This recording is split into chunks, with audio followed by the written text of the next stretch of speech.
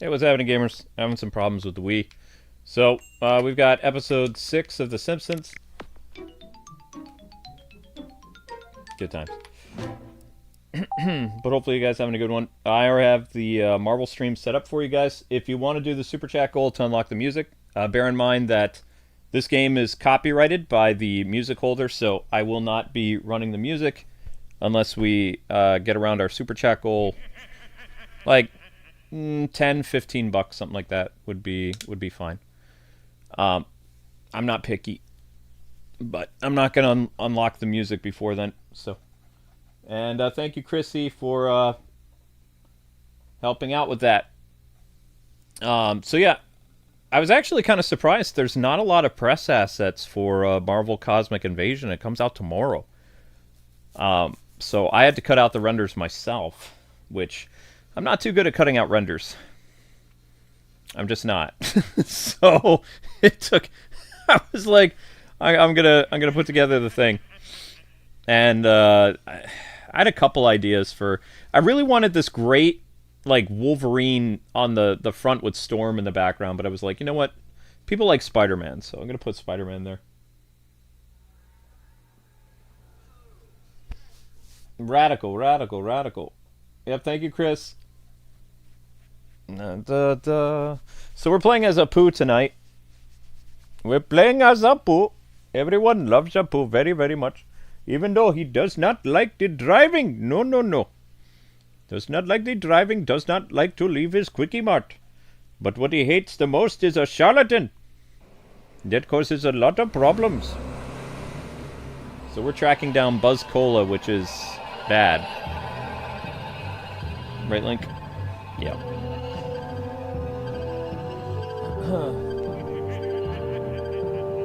It's Chris, not Chrissy? Okay. My bad. Thank you, Chris.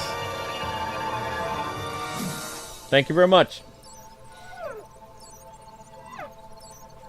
I think it's just because I saw the Y in your name, you know? Because it's a big name. I won't forget it. Thank you, Chris. Thank you for your contributions tonight. Nah, Amber's asleep. Amber needed to go to sleep. Where is my, what do I have in my pocket? Oh, Trident Spearmint Gum.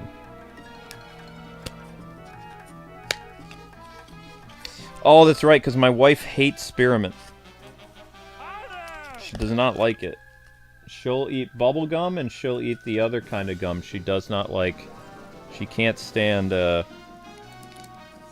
She can't stand regular Trident.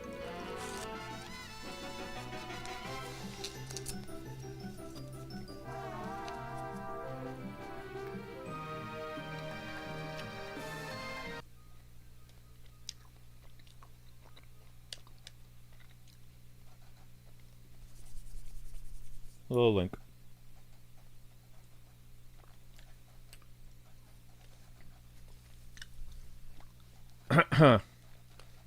It is the Itchy and Scratchy show. Look at the Itchy Scratchy float.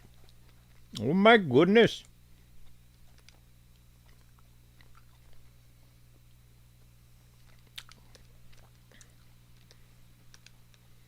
Okay.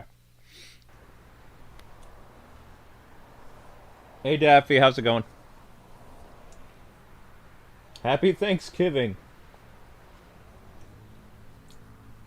Well, you guys are gonna make poor Chris unlock the music.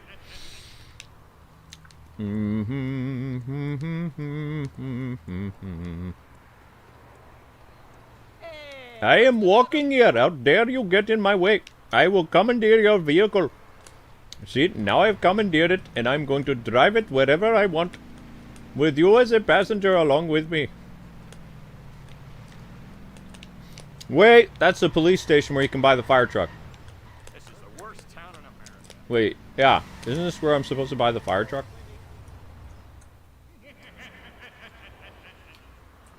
Thank you, Chris.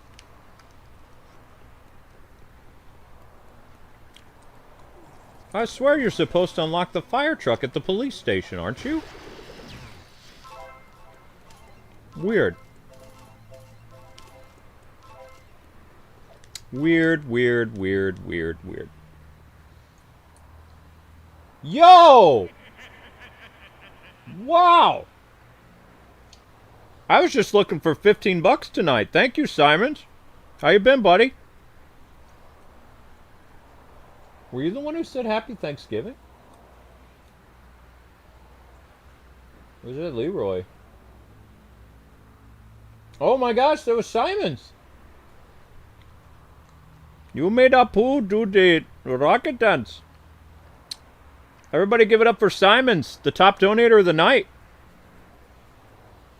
I hope you had a wonderful Thanksgiving, man. I am flabbergasted by your generosity. Apu is stunned. Welcome the top donator of the stream. Doing great. It's been a bad year, Simons. I had a heart attack this year. I was hospitalized and everything. It was a very, very bad summer. YouTube stole 2 months of income for me, and I ended up in the hospital with a heart attack. Yup. Because I was going to be evicted, and we lost a lot of our paying members because they got mad at us. Our members got mad at us because, like, they did a chargeback to get their money back. We had a couple people become Ultimates, too. In June when the Switch 2 came out. And in the middle of June, we found out, you know, YouTube wasn't going to pay us for the month of May. And they weren't going to pay us for June because of a pay dispute with a foreign entity. And July came through, and we had no money, no savings. Our landlord was going to evict us from our townhouse. Bills were piling up, and I couldn't handle the stress, and I had a heart attack.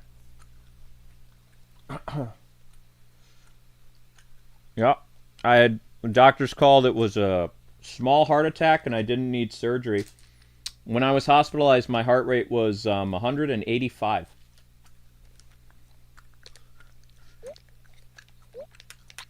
So, and the second time when I had I was having chest pain, and I was at about 157. But, you know, that was back in the summer, so. But I've been having problems with elevated heart rate ever since that happened, so. Try to stay calm as much as possible. But yeah, 2025 was not a good year. It was a very, very bad year. It was the year where I could only do 2 live streams a day, and they were both over 5 hours long. Very unforgivable.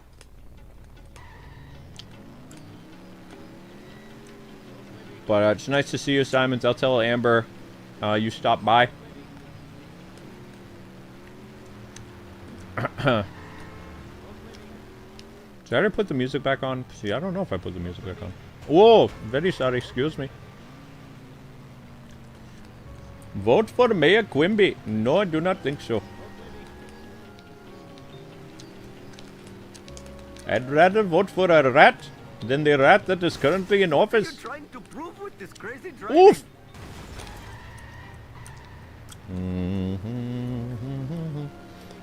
Yeah, but if you think about it, it took a lot for me to have a heart attack, though. 2 months of no pay, no savings, no way to pay my rent, being threatened by my landlord, having, you know, paid members and all. There was, like, a compiled of stuff against me. I think I held out pretty well, if you think about it, because I had all that stuff. I held it in June. And then we had a problem at, it was like around July 20th or something like that, 21st. And I just, you know, I couldn't take the stress. But I held out pretty long, if you think about it, and I tried to deal with it as best I could. And it's thanks to people on our Patreon and other things that we survived, but it was very rough. It was very, very, very rough. But it took a lot for me to get very sick. I held out for another month or 2. And then I collapsed.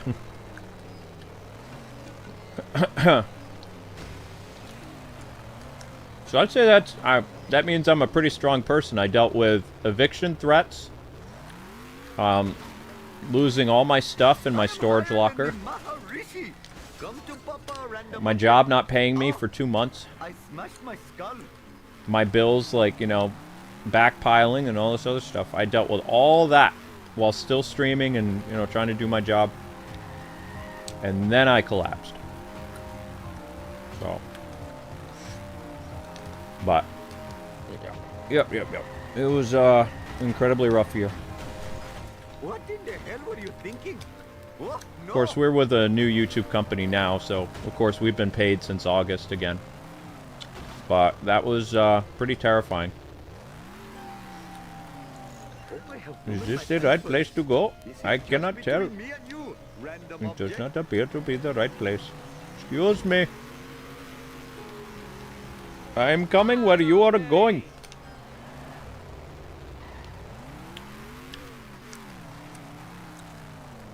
I have a hankering for doublemint gum for some reason, but I'm having spearmint gum right now. Or longer with Big Red.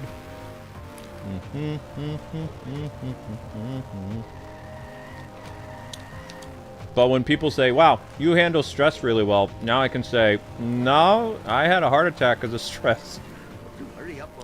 I don't deal with stress that well. I couldn't handle everything that happened to me. Nope. And I'm not better off because of it. I'm worse off now.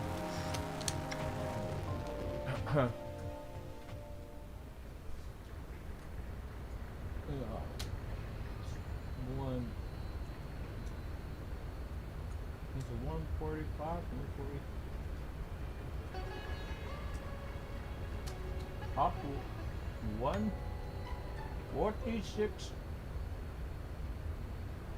Apu.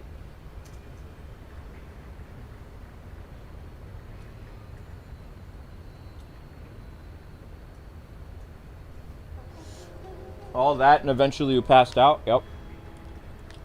Yep, I passed out, and the paramedics had to lift me out of the house on a blanket because I couldn't move. The first time, July 22nd, yeah, I had to be taken out of my house on a blanket. The second time, when they came in August, I think it was August, I walked on my own, and they hooked me up to all kinds of fancy stuff, and they were worried about a blood clot in my leg.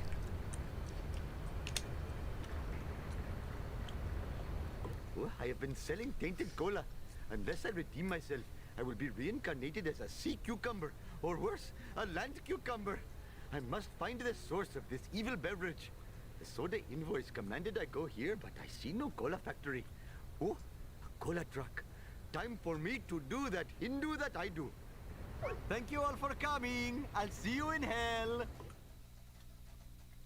I mean, I was even talking to my doctor. If I wasn't on the threat of, like, being evicted from my house, and, you know, the bills were piling up, but I couldn't handle the strain on my heart from finding out, you know, I'm not going to have a place to live because I can't pay the rent.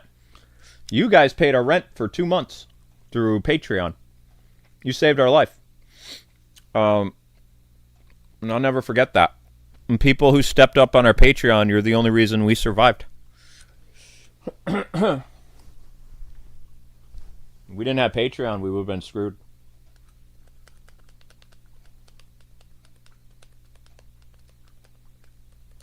Am I going to get Are we going to get our 2 months of YouTube money back? No. Nope. We managed to get half a payment for May. Half of our income for May. We got it in October. I mean, miracles could happen. I could get the part of the payment or some of the payment from June or something. You know, around Christmas time. That'd be a miracle. We need the help, but is it going to happen? No, probably not. I do not think so. Miracles do not work that way. And I used up my miracle this year. I survived a heart attack. That was the miracle. God gives you one miracle. There you go. There was a YouTuber who died of a heart attack this year. I didn't. So, that's your miracle. I'm still here.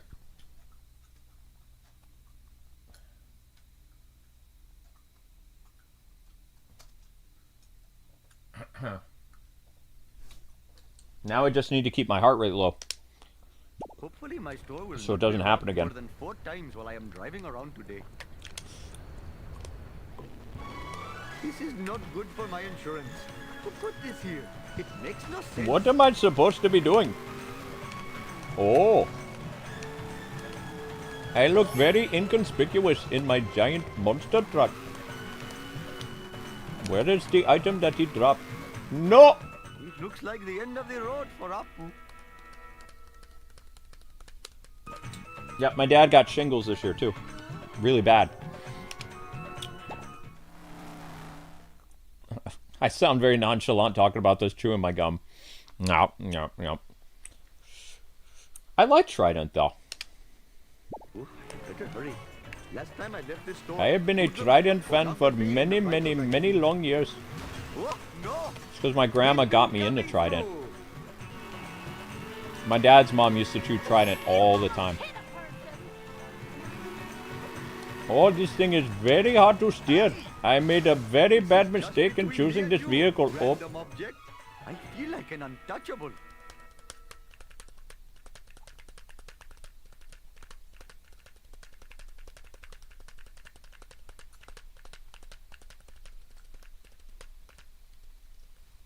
Yeah, I know, the monster truck is too slow. We're going to need to get another truck that is not a monster truck. Oof! Perhaps I should refrain from doing Okay. it in the future. I like driving the monster truck, though. It's cool. I love the fact that they let you play as Apu, though. That is dope.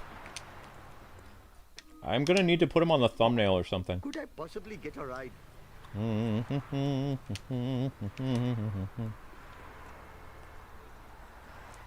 Jiminy Boop, crickets. boop, boop. Now I have to make it back to where the mission thingy was. I do not know how to go back. That could be a very big problem. Very big problem indeed. Oh, there's just something so comforting about Apu's voice. I like it. More than that to kill me. I've always liked his voice. Here. I am a lean, mean, Vindaloo machine. It adds culture to The Simpsons.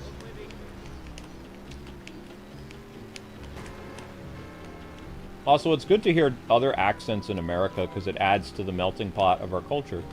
There's so many different people from all over the world that live in America that are Americans. It's what makes us so unique. So having a voice like that inside the video game is very good. Oh, do not fear. You will be reincarnated. Whoop. Watch it, buddy. I also love the fact that he's like super wealthy too. Because like the Quickie Mart is like one of the best businesses in Springfield. Like so Apu is like loaded. I remember his wife in the show briefly. I don't know what happened to her though. I thought he married like this Indian lady that was like really cool or something like that. I don't remember what year that was. Many years Here ago we are probably. at the destination. Oh, I have been selling tainted cola. Unless I redeem myself, I will be reincarnated as a sea cucumber, or worse, a land cucumber. I must find the source of this evil beverage. The soda invoice commanded I go here, but I see no cola factory. Oh, a cola truck. Time for me to do that Hindu that I do. Shiva H. Vishnu. Apu is My Indian. jubilation knows no bounds. You cannot tell by his accent that he is not from around here. He is from India. That's where he's from. Must admit, the smell of fresh air is much more. The reason why they made him in charge of a Quickie Mart is because so many people in the 80s that were Indian owned like 7-Elevens and Quickie Marts. Move your clumsy It vehicle. was a very lucrative business practice. I smashed my And they, you know, they bought so many in the United States when I was growing up. You couldn't walk into a 7-Eleven without running into an Indian person. Clean up in aisle 1. It's just true. Owning a gas station is very smart, though. They make a lot of money.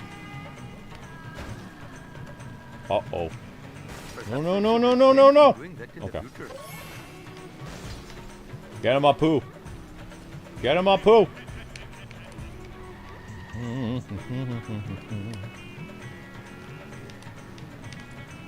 Didn't even look like he dropped that, though. Oof! What are you trying to prove with this crazy driving? Whoa! This is not good for my insurance. You'll be hearing from my insurance. You will be hearing from my insurance right away. Drive faster! Good. Couple more to go. How's our car doing in terms of... Oh, never mind. Oh, The car is about to break down. This is very bad. what in the hell were you thinking?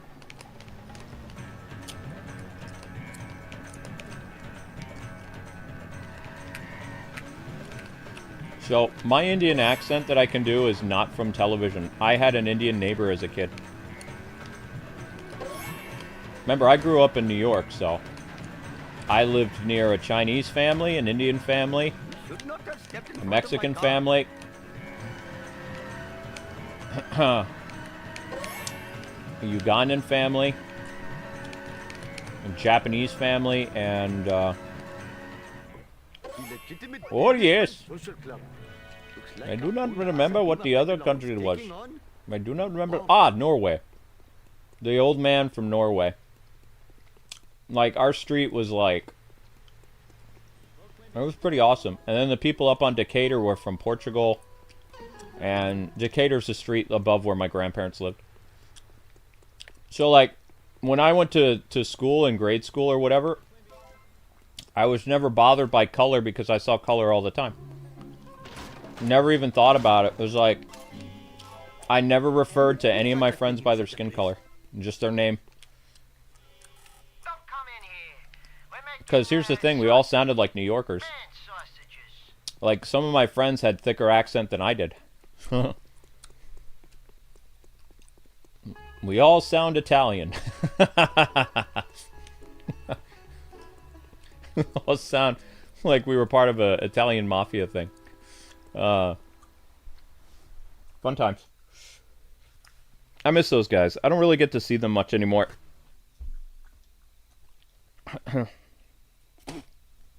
Oops.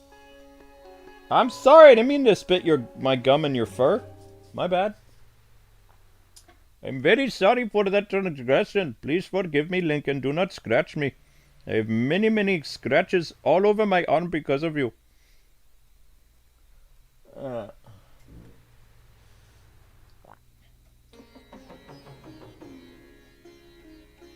I immediately knew when I played Dalsim that he was from India. Yeah, because, I mean, like, literally, the street where you live, I had just about every nationality you could think of was on the street I grew up on. Like, every single one. So, like, yeah, when Street Fighter came out and stuff like that, I knew what Brazil was, I knew what India was right away. I could tell based on not only the stereotype styles that they were doing in video games and movies, but, like, I heard the different languages all the time. Like, I would sometimes come home from playing and I'd hear my neighbors speaking Indian or Hindu or whatever. Speaking Chinese, my grandpa, like, speaking Japanese to the one neighbor next door, because my grandpa could speak Japanese because he was in World War II. So, you know. It was very common. And the Italian guy was our pizza dude. So, I mean, you know, New York was great. I loved New York. If I could retire to New York someday, I probably would. Like, that's the place I would live. Upstate New York, but I don't think I'd live near New York City anymore, but I loved growing up where I did. Hello, stereotypical Italians. Please to tell me the source of the evil cola. We don't know nothing. Except that the vans are controlled by mysterious strangers. Anyway, you shouldn't stick your nose in other people's business. It could come back to haunt you. And your family. Oh my gosh. Your thinly veiled threat has reminded me of my fatherly duties. I'm supposed to pick up the octuplets at the doctor's. I do a pretty mean Dalsim. I can do the Super Nintendo. He doesn't have an accent in the Super Nintendo. Yoga, fire! Yoga, flame! Yoga, yoga. You know? He just, like... That's like saying that Ryu and Ken sounded Japanese. They didn't. They went, hello, Ken! Shoryuken!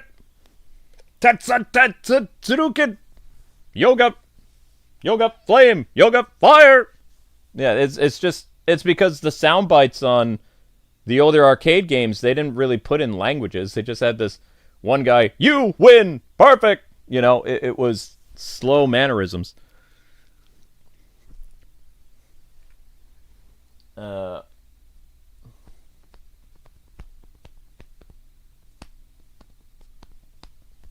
No, I didn't live in Harlem. Outside of New York City.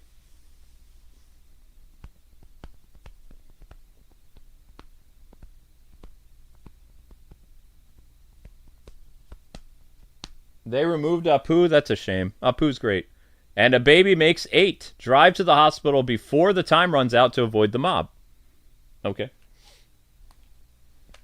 So Apu has 8 missions before we go back to Bart. And then Bart has 8 missions before we go back to Homer. Hopefully my store will not be robbed more than 4 times while I am driving around today. Apu is doing favors for the Italian mob.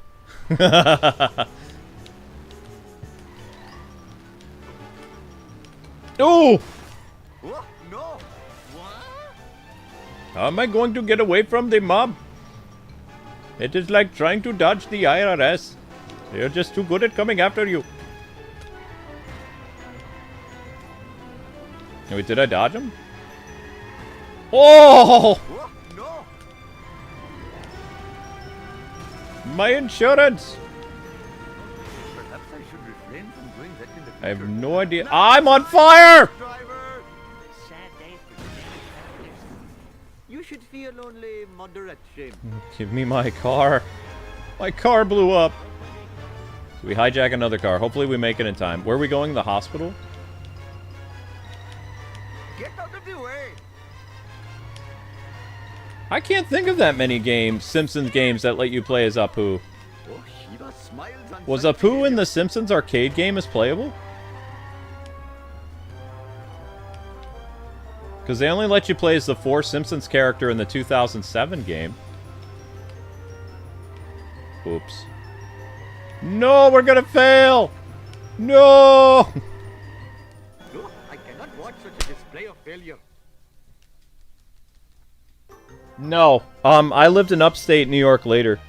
I lived on the outskirts of New York City, so I lived about 40 minutes away by train.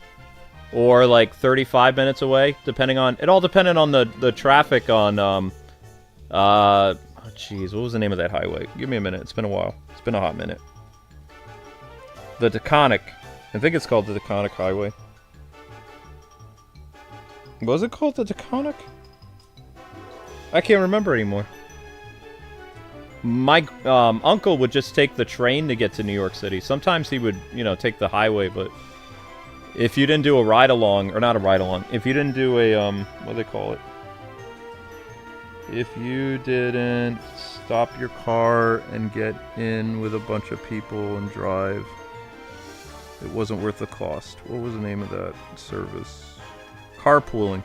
My uncle either carpooled or he took a train to New York City to work.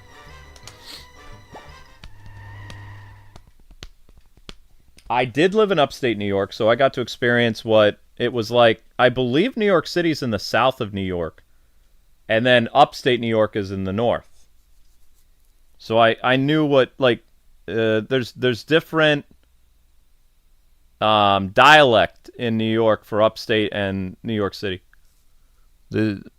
It's a little different. Just like, you know, you know how Japan has different provinces? And they, excuse me. And they have, like, people can tell, like, you know, if you're speaking a different way in Japanese. Oof. No! Stop attacking me! I'm in my Cadillac, you evil, evil person. I'm very, very upset with you. Stop doing this to me. Clean up in aisle 1. Oh! I do not appreciate you damaging my vehicle. Please stop right away. It is not nice. He's right behind me. Jeez. Thank you for not. Oh! Jiminy crickets. That car belongs in the bargain. Ooh! I am so sick of this. We're not gonna make it anyway because I'm about to blow up. Ha ha ha ha ha.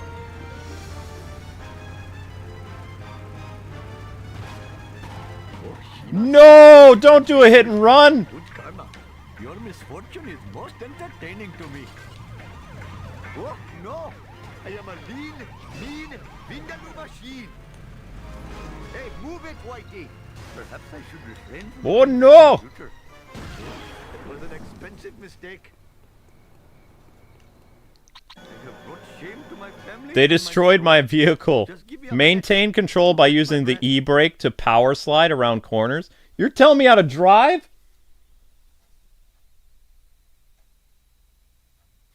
I don't remember the Simpsons wrestling. What was that? North New York and South New York? I mean, I'm pretty sure New York City's located in the south of the state, yeah. And then Albany and the Schenectady areas where I lived, like, I grew up near New York City, then I moved to Michigan for like a year or two. Or wait, no. Yeah, I moved to Michigan in 88. I came back to New York in 1990.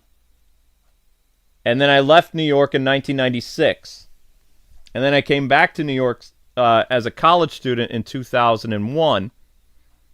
And then I stayed until 2003, went back to Illinois, met Amber, and then I was in Boston from 2004 until 2006, and then I was back in New York, upstate again, for a year. Amber and I lived in New York for a year.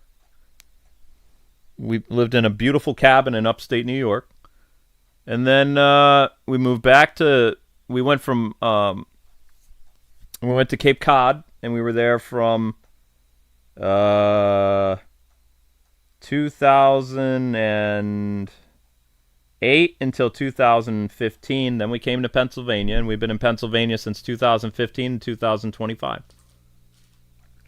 So, and my parents now live in upstate New York. My parents actually lived near the college that I went to, conveniently. So, and the area up there is beautiful. It's like right on the border of Canada, and you know, it's upstate New York is gorgeous. My parents live there now, and they're retired there, so they'll be in New York forever unless they decide to go to Florida randomly. But I don't think they will. My dad loves New York. Born and raised in New York, and he ended up retiring in New York. I want to do the same thing. I love New York very much. It's my home state. Pennsylvania's nice and everything. You want to know what's funny though? My family, not my Portuguese side, my religious family, they're from Pennsylvania. Like my dad's mom was a Pennsylvania native who met my grandfather in New York, and they got married. He met her because he went to her Pennsylvania college, and that's how they met. But she was from not necessarily this area of Pennsylvania, but she was a Pennsylvania native, which explains why I had, I didn't even put two and two together as a kid because, kids. But I had so many relatives in Pennsylvania from my dad's side of the family. So what's kind of funny is I'm still kind of doing the whole family thing, because a lot of my distant cousins and my grandma's family are all from Pennsylvania, central PA. And that's where I am.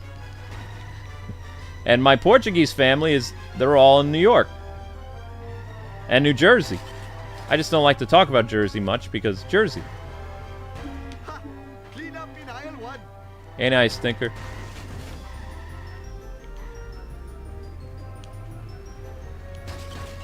Jeez, where is this turkey? How am I supposed to lose him? 300 horses of convenient power. Oh, shoot. Come to Papa, random object. How can the cops and him work together?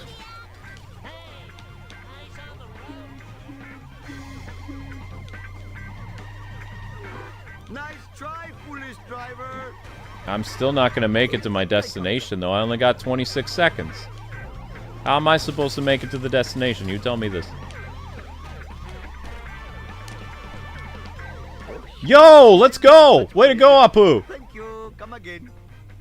Yeah! Way to go! You pulled it off. Awesome.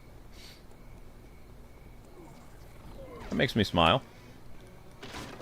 Do do do do do do do do do do do.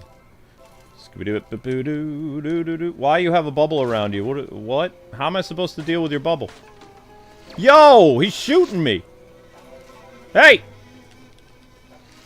What? I smashed my skull. That dude needed to buzz off. You know what I mean? Hehe. I thought that was clever. Alright, so what vehicle is here for me to purchase? Oh, it's Homer. Mr. Homer, sir, do you have an oversized vehicle that I might be borrowing? Borrowing? No. Selling to you at an insanely high price? Yes. Fine, whatever. What is that? Car built for Homer? No. Ugh. Please tell me I don't have to buy that.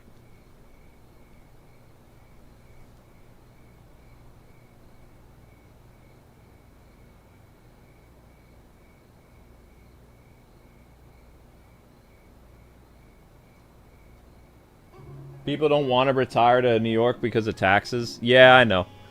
Most of my Portuguese family now lives in Jersey. They all work in the city still, though. That's the funny thing.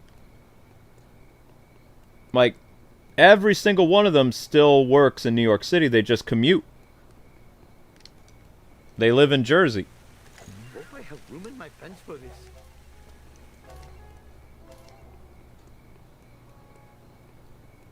But yeah, my dad bought a house in upstate New York, and he's been there now for 7 years. He's happy. He bought a fixer-upper, and he's been, you know, messing with that for years. But he's in the boonies. Like, when I go to see my dad and my mom in upstate New York, my cell phone cuts out. There's no reception. And I got a good, you know, I got a good cell phone carrier. But it doesn't... Once you reach a certain mountain range, it goes kaput. There's a certain place in that town where the cell phone worked, but yeah, it's like... I don't know. Upstate New York is beautiful. Especially in the fall.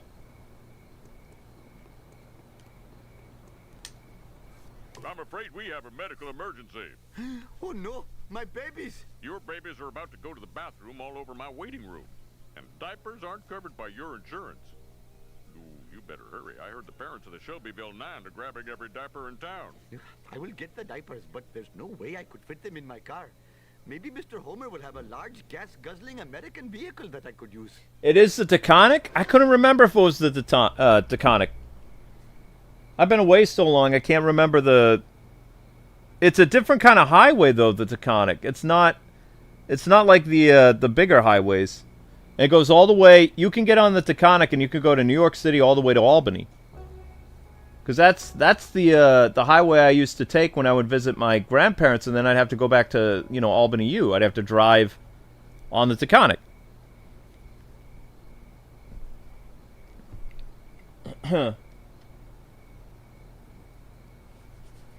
What do they want? Custom-built car, purchase it from Homer? Ugh.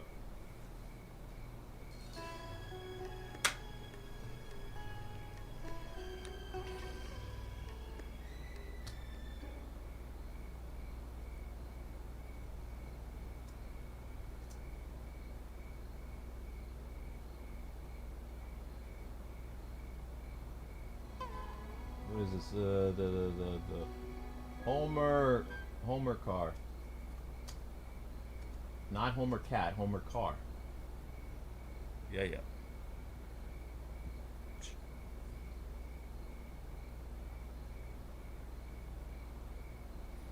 Yeah, we have to get the ugly car. Alright. Luckily, Homer's here to buy the ugly car. We got the money, we're gonna put in the thing. Now, what I can't remember, is it the... Are the Smoky Mountains and the Catskill Mountains close together, or are they further apart? Like, is it the Catskill Mountains that are near the city, or are those near Albany? Or is it the Smoky Mountains that's near, like, between Peekskill and Poughkeepsie, toward New York City? Or is that further up towards Albany? I can't remember. There's so many mountain ranges in New York, I can't remember them all. Couple famous ones. Mr. Homer, sir, do you have an oversized vehicle that I might be borrowing? Borrowing? No. Selling to you at an insanely high price? Yes. Fine, whatever. Ugh.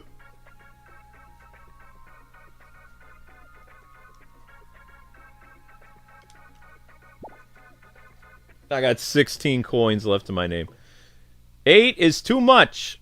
Hit the Shelby van and collect the diapers before time runs out. Why? Hopefully my store will not be robbed more than 4 times. Now I while need to am use driving Homer's very ugly vehicle in order to get my goal. I'm very upset by this prospect.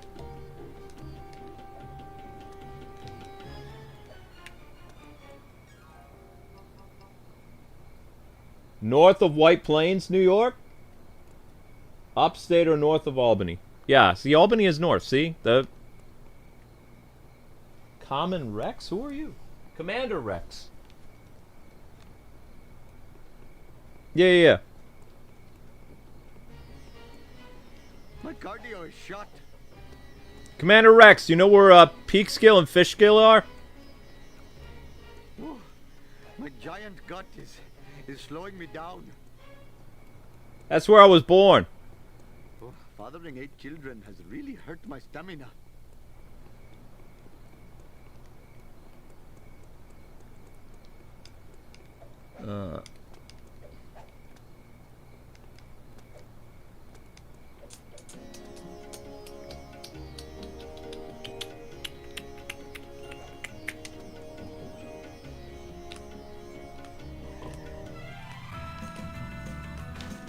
Whoa.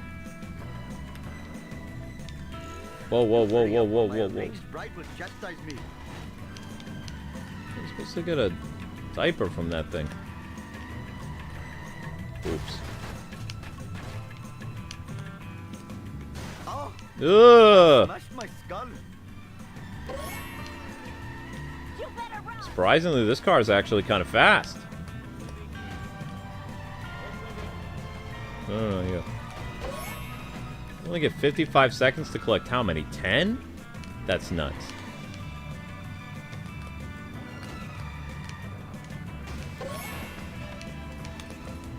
Whoa, no! Oh. Whoa, no! Okay, so I'm just tapping him. Oof! I have to do this again. Seen such a photo. Be nice if they gave you more time when you hit them, but it doesn't. It all counts down the same. Okay, they gave it to me. Whoa! One more! For my insurance. No! Get him! Hoo-hoo-hoo! What? Come on, give me a break here! Wait, what?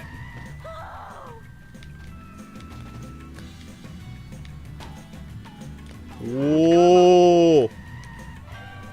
That was close. That car's really fast.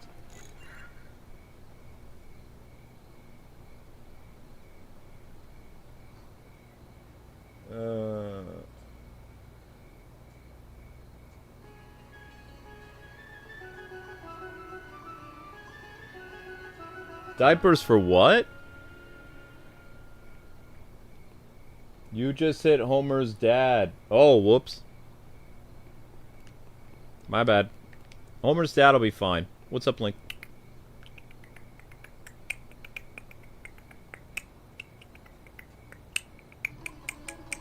You gonna jump up here or what? You gonna come up? What are you doing? What are you doing, you little fuzzball? Where are you going? Quickly, cover my incontinent children's tushies. That was close. Another minute and my office would look like the Ganges River. That's it, Apu.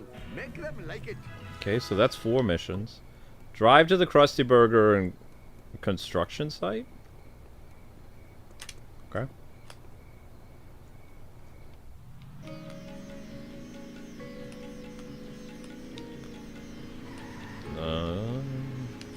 Whoa! This thing's easier to turn, though. The vehicle's awful looking, though. Ah!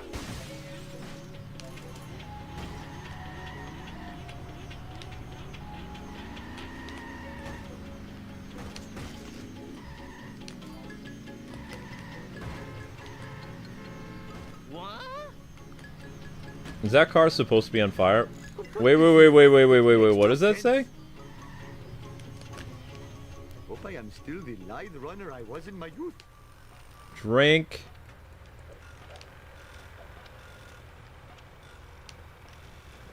I can't read it. Something for humans. What does it say? Buzz Cola for humans. Now human flavor. Or no.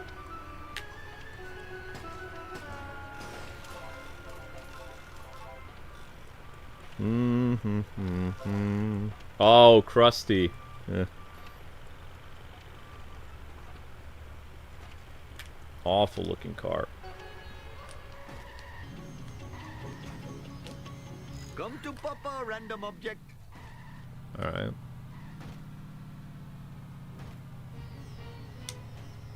Alright, Krusty, where you at?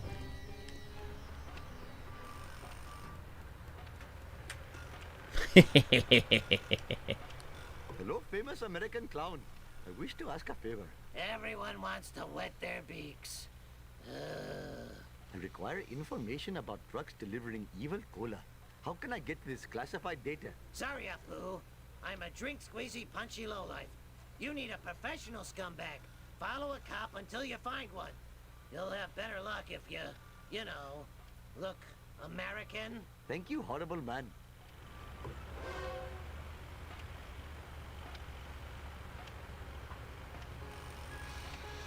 Who was the funniest? Go. Whoa! You need a disguise? Purchase Apu's American clothes at Moe's or the DMV for 425 coins. That's gonna take a while.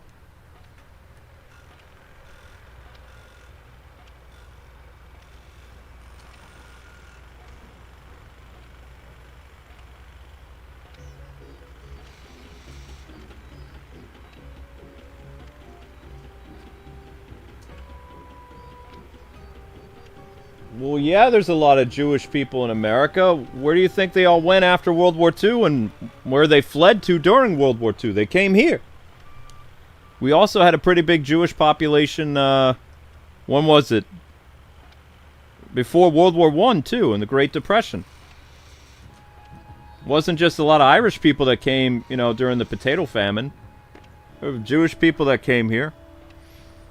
We have a very big Jewish population in America.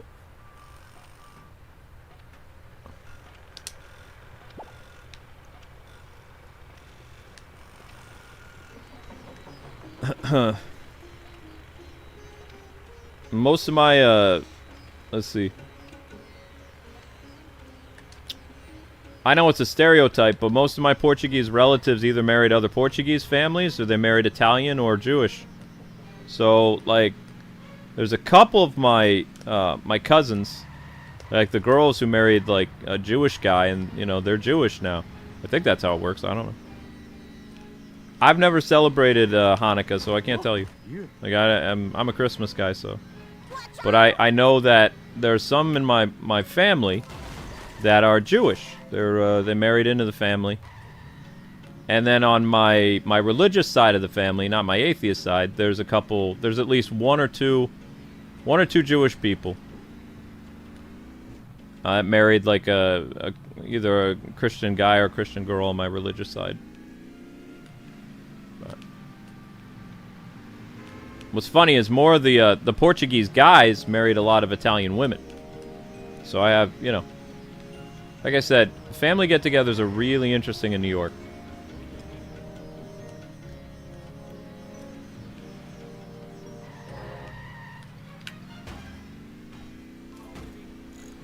But I'm not Jewish, so I don't think so. I'm Portuguese and Irish. Four wheels disgrace.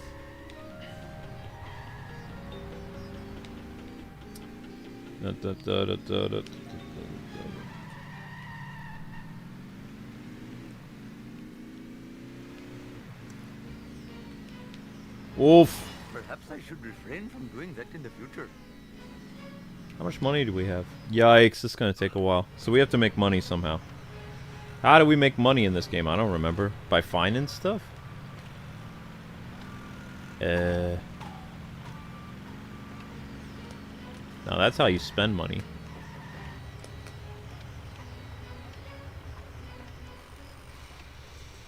What's the best way to make money in this game?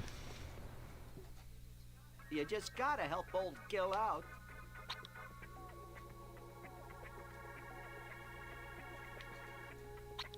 I thought I did purchase the cola truck.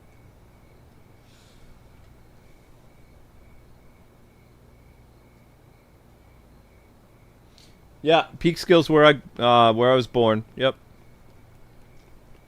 Yep.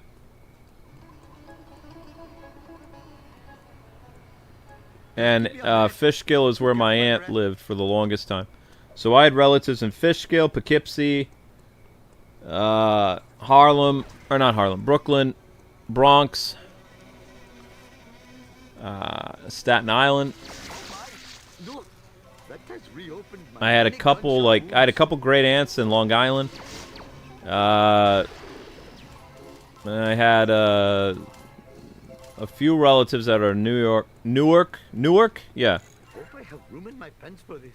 in Jersey. And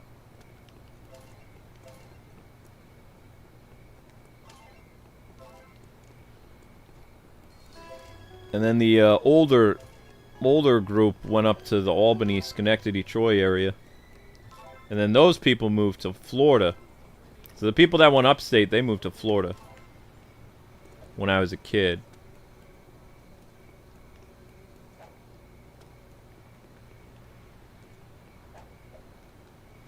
Hey Rex, do you know what a Scroon Lake is? You ever heard of Scroon Lake? Or Lake George?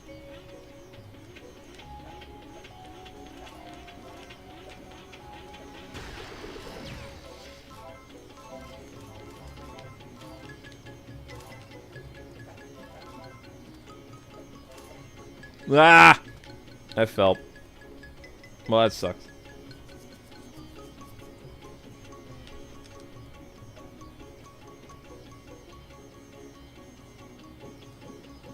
Break items with races? What does that mean?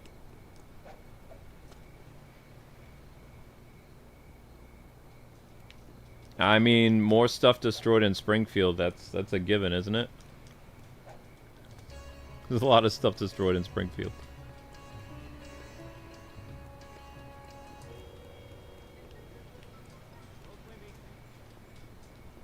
Blah, blah, blah, blah, blah, blah, blah, blah.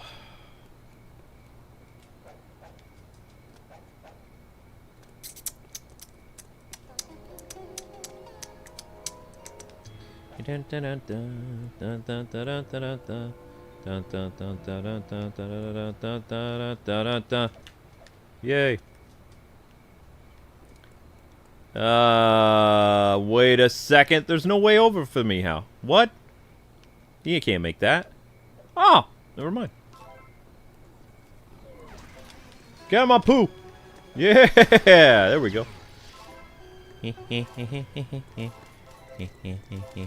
And then another. Okay.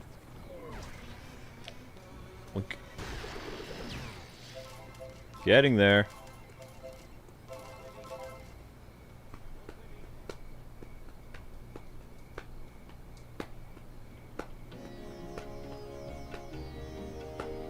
Break items, win race. Okay.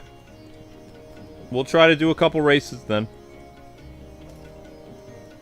There's a flag nearby, so I'll take a gander at that after I break some boxes here.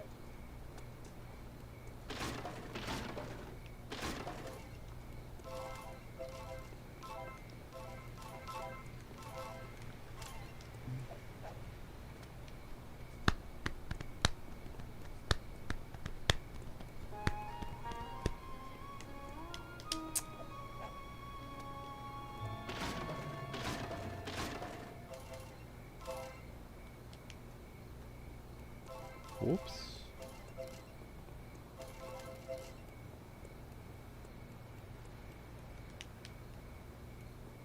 Was that it?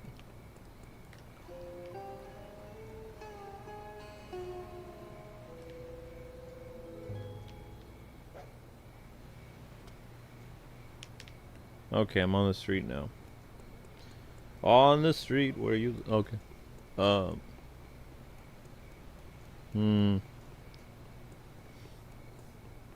Link, what you doing? He's like, I don't know. I don't know. B! Yeah, you're no match for Apu.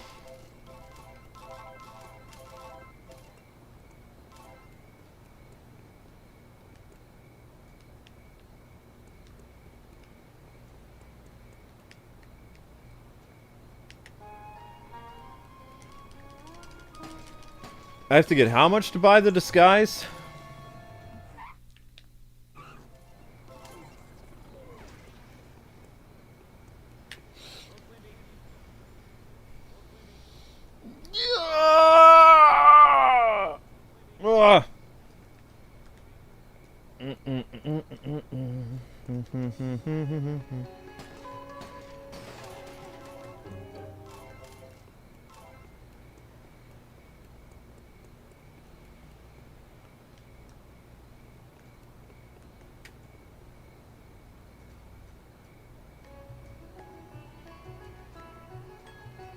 Didn't know I was a fan of Family Guy? Yeah. I just don't watch it very much because I don't have cable. I used to watch Family Guy when I early 2000s.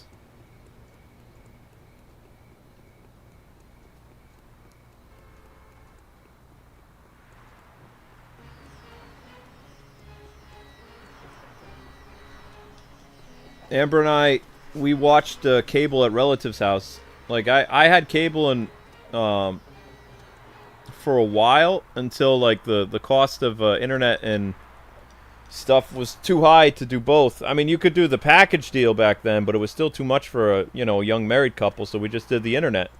And what was cool about the internet is they were starting to do more. What am I looking? Whoa. They were starting to do more packages where you could just get the internet for like $20. Something like that.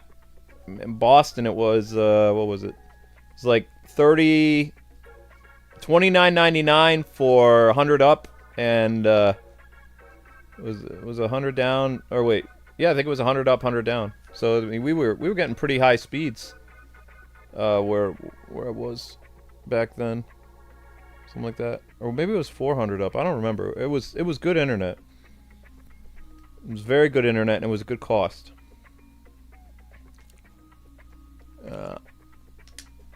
It was much better than what my parents' internet lagged. My parents had DSL, which was not good. I had a T1.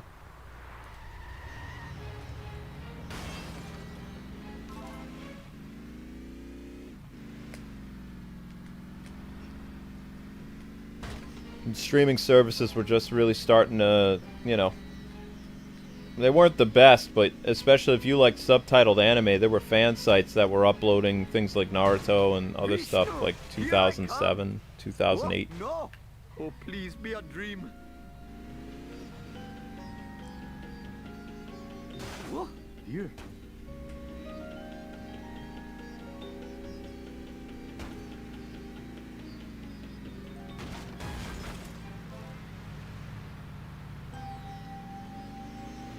Whoops.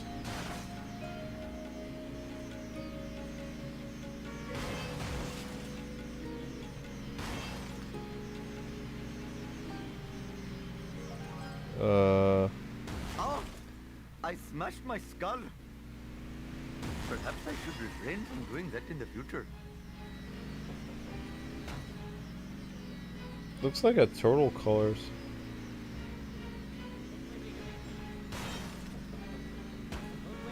What are you trying to prove with this crazy That I can sleep and drive?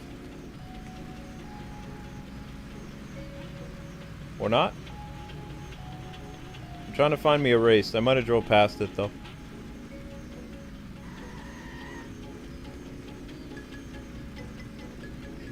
I know what people are thinking. This is a low blow. It's like, if you're gonna hit stuff, just wake Amber up. I am having so much fun. Oh, what a poor decision! Been back to Peekskill recently to bury my grandma. That's it. I have no reason to go back to Peekskill. All my favorite haunts are gone. My pizza place is gone. My grandparents are gone. My uncle doesn't live there anymore. He moved to Poughkeepsie. My best friend who lived across the street from me, he moved to Jersey. So no reason to go see him. My next door neighbor passed away. The Chinese family went back to Hong Kong. They were in the because remember the British owned Hong Kong when we were kids. So like Ming and his family, like Mr. Ming, when I heard from my grandpa, when you know, Hong Kong was now owned by the Chinese, Mr. Ming and his family, they went back to China, which was rough for like Roger and what was their little girl's name? Roger and Heather, I think was her name. Like their two kids were born in America, like they're Chinese American. So I heard the whole family went back to China in like 1998, something like that. He was a fun guy. And the Japanese neighbor I grew up with, like he became a sous chef, and he's in Japan. He's in Kyoto. He and I are like pen pals. You know, well, I mean, we email each other, but back in the day, you'd call it a pen pal. You know, because you're talking to somebody international. Email was a great thing because I was able to keep contact with Ken. And he's a sous chef in Kyoto. I don't know if he got married or not. I don't remember. But he's my age. You know, he's like early 40s.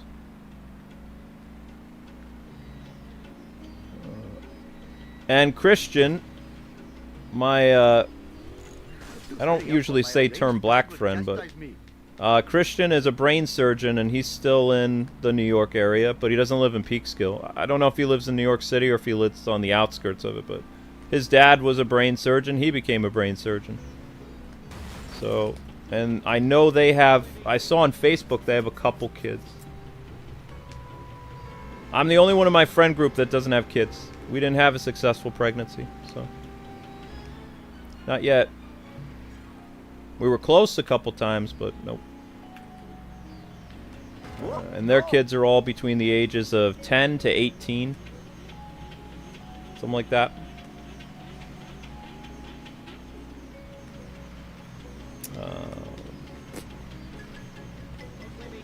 I'm the only odd one out in my friend group.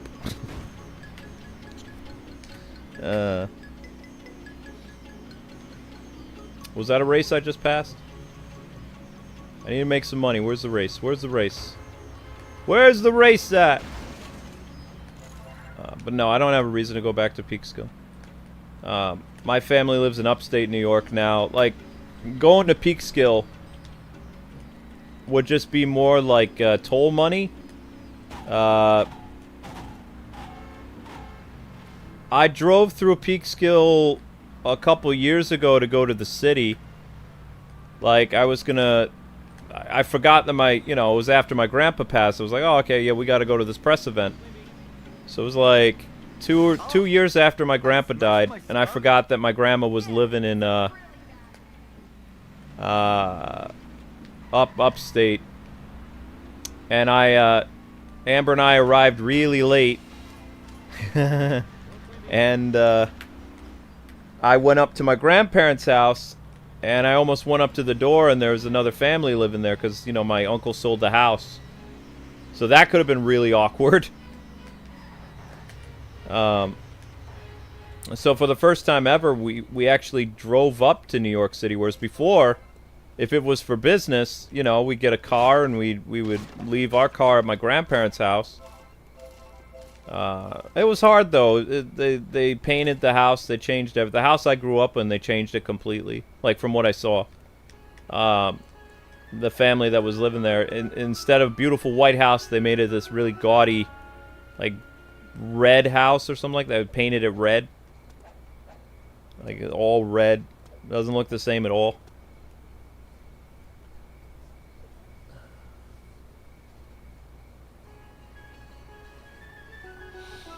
So, you know, it was hard going back to Peekskill for my grandma's burial, but I didn't even, you know, we didn't stick around. We drove up, and then we stopped in Pennsylvania. Like, we stayed the night in Pennsylvania. We didn't stay in New York. We stopped near Philly or something. We were tired. Tired and exhausted, you know, after burying grandma, so it was hard. It was the first time I saw where my grandpa was buried too when I buried my grandma, because I don't like graveyards. So when my grandpa died, and he, you know, in 2018, which was the year we lost our son, you know, I didn't go. I was very distraught because I was very close with my grandpa, so I didn't go to the place where he's buried in Peekskill until this year. So I avoided it. I went to the funeral, and I saw my grandpa had military honors and everything. You know, he had the flag on the casket. He had the police and military escort to his final resting place. But I didn't go to the place of the burial. Hey, aren't you the boy who nearly drowned in the nacho cheese? I was in the newspaper. No worries, John. Checkpoint race 3. All checkpoints and cross the finish line first. Don't destroy your vehicle. Uh-oh. I don't think I can do that.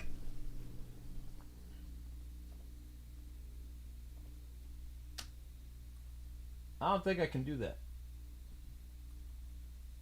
That's going to be a challenge for me.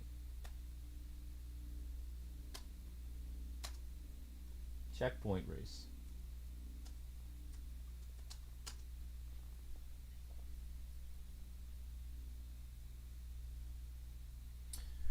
Grandpa died of complications from cancer New Year's Eve. So he died December 31st, 2017. He was buried the first week of January of 2018. And then our son, you know, died in March of 2018. So it was March. So it was a hard 3 months, because we didn't even know Amber was with child. I didn't even know she was like 3 or 4 months pregnant. I had no idea.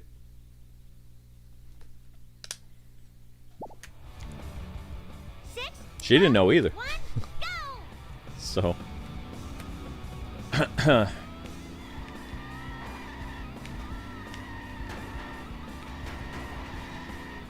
Shiva smiles on such behavior. Woohoo! How am I not supposed to destroy the vehicle and catch this guy? Oops. Too slow, Oops. opposing vehicle. Color me outraged. Yeah, I was still. Somebody was like, "Was you getting sick in the hospital the hardest thing you've ever went through?" Nope, that was not the hardest roller coaster emotions I've ever had in my life. The biggest roller coaster I had in my life was in a 24-hour period, finding out I was going to be a dad, and then finding out the same day the baby died. You just can't prepare for that. That was rough. That is absolutely the worst day of my life. Amber's too. It was a joyous day, and it was a very, very sad day.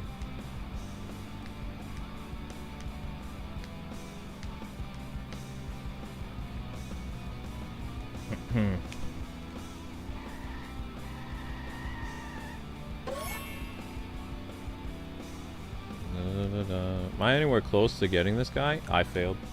So how did I do? I laughed so hard, my lung hurts. Oh yeah, it's soul crushing. So, I was sitting on this couch, 3 in the morning. I was grinding in Final Fantasy, or jeez, I was grinding in Sword Art Online Fatal Bullet for the stream the next day, right? Amber came up to me and she said she didn't feel well, and I'm like, okay, we'll go to the doctor tomorrow. And she had a, I don't know why she felt inclined to do it. She took a pregnancy test. She came down around 4, again at like 4:30, 5 in the morning, and she was crying, and she's like, it happened again. I'm like, what? She's like, we're gonna have a baby. It's like, no way. And I saw, you know, the pregnancy test, and it's like, okay, so now we know why you're not feeling good. So that's a relief. She's like, well, what do you feel? It's like, I have a flood of emotions. I don't know what to feel. And it's like, okay, we're gonna go to gonna go get a baby doctor or whatever. I bought a crib on Amazon. 6, 12, go! And we went to the doctor, and the doctor was like, that's weird. Amber's heart rate is really high. To the point they wanted to hospitalize her. They're like, I think you need to go to the ER. So we went to the ER, and they did an ultrasound, and they were like, huh, we need to call in a specialist. And so we're sitting there waiting and waiting and waiting and waiting and waiting. The specialist came and did some stuff, and then he comes back 5 minutes, or not, it was like 5-10 minutes later after he got there, because he came from Philly or something like that. And he just sat us down, and he was like, I'm sorry, but there's no heartbeat. He says, your child passed. Like, in, you know. He says, also, we're going to have to do surgery to get the baby out. So, yeah, that was rough. And then Amber lost an ovary. There was a lot of bad stuff that happened. And, you know, all these years later, we still don't have a kid. Because, you know... Yep. But that all happened within a 24-hour period, so... We also... That wasn't the hardest thing. We told our family, too. Like, we were really happy. So, you know, we told my parents, we told her parents. And we thought the baby was going to fix everything, too. Like, going to mend a lot of relationships and things like that with, like, broken family relations. Because they say baby fixes everything. Especially for, you know, family members that aren't talking to each other, so... That was devastating. Then afterwards, I came home. I sat on this same couch, and I just spaced out for like a day. And Amber was just crying upstairs like all the time. 6, 12, 1, go! Gee, man, crickets. You have no chance. And she would get herself together to record videos or whatever, and then she'd just be sobbing, like all the time. Oh, come on, he cheated. And she was like, you know what? I'm gonna go do something different with my life, and she went to culinary. So she was sad for like a week or two, and then she decided, I want to go back to school. And she said, can I go back to school? And I said, of course you can go back to school. I'll do whatever I can. So she went to culinary. Too slow, opposing vehicle. She was very good at culinary, and then the pandemic happened. You have no chance. Then Amber stayed home because she was worried about getting me sick. And, you know, she could have graduated culinary, but she was very good at it.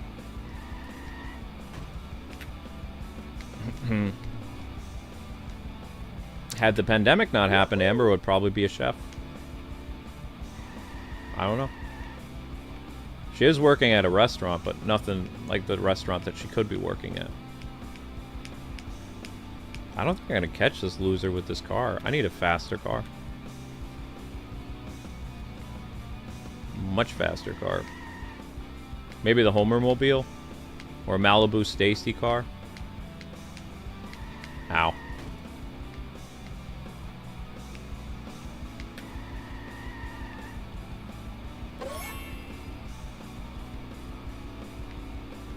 Yeah, you're not going to catch this person. Yeah. Go cry to your elephant god.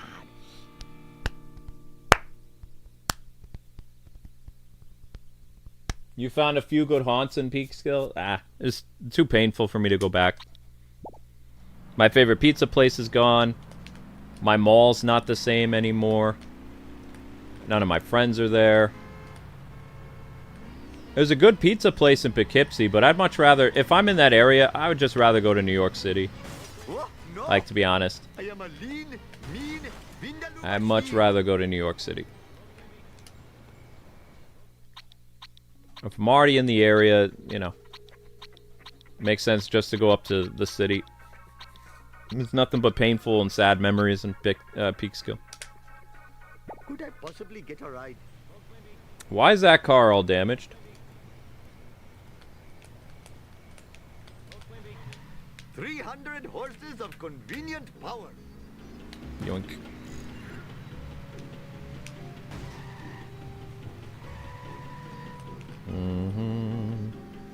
Was that the race? No, that's not the race.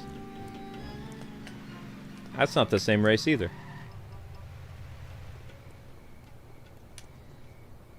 Hello, little hoodlum. What is causing you to be standing here now? I'm supervising a bonus race, do-rag.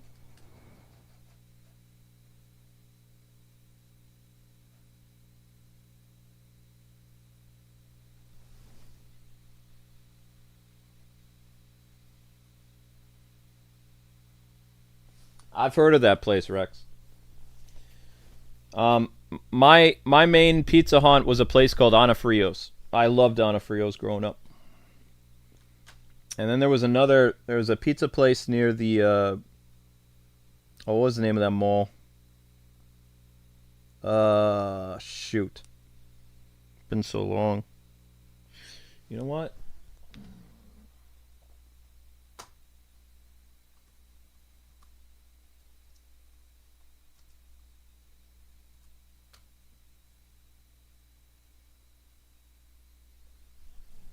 It was really called the Beach Shopping Center? That can't be right.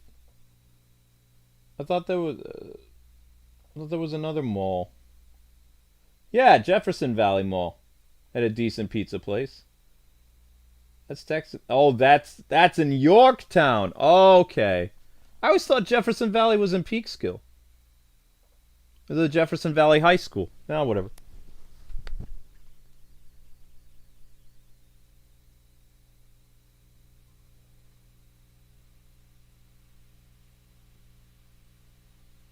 Yeah, later, Jacob. Complete all the laps and finish the race in first place. Don't destroy your vehicle. Okay. Whoa, there's a lot of them. Floor it, loser. Okay. You're racing trucks and stuff. Jeez.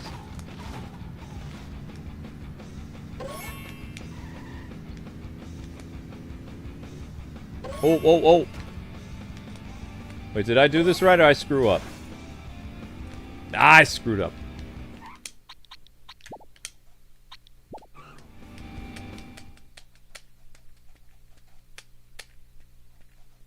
How'd I survive all the tragedy? God. 3, 2, floor it, loser. Faith. Ouch. What in the hell were you thinking? Oh no! Please stop hurting my vehicle, you jerk faces! Very, very upset with you. I'm doing that in the future. No! Oh, how unproductive. Too slow, opposing vehicle. Now where did the other vehicle go? I do not see them anywhere. They are very, very fast. I am very upset by this. You have no chance. There they are! This is just between me and you, random object. There's no way I can catch this fool. Can I? Ha! Clean up in aisle 1. Oh! I'm getting close. Oof! My car hasn't broken down yet, but I can't catch this guy. Oh no, he's going to cross the finish line. I do not appreciate that. Stop it right there, you hoodlum. Come back here. Oof. Whoa! Blasted ambulances. Do not cross that finish line. Don't you dare. Oof. This is not good for my insurance. I'm about to blow up. Man, he's in a fast car. Ooh!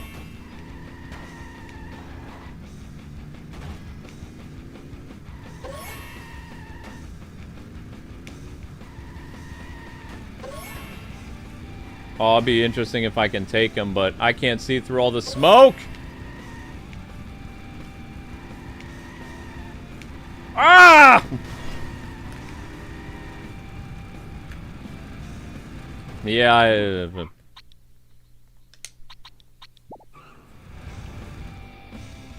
No! I've lost my vehicle. I guess they don't have cars in Trash Canistan or wherever you're from. Whoa, I have a doctorate in computer science. Good for you, college boy.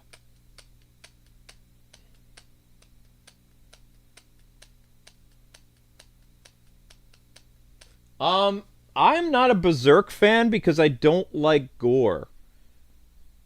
I like the character guts, but I don't like the excessive violence, and I understand that the violence has a point to it. It's not just violent for the sake of violent.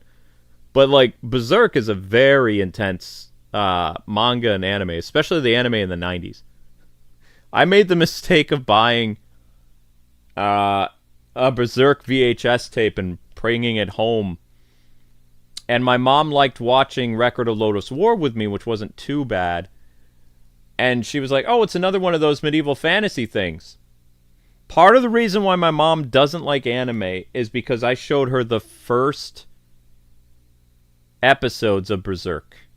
90s Berserk. My mom and I witnessed the show together for the first time. Oh no.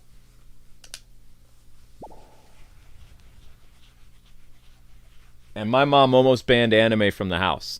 3,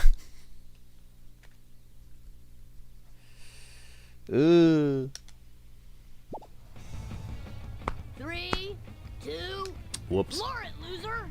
Jiminy cricket. Whoopsie. I did not mean for that to transpire, but it did happen. Whoop.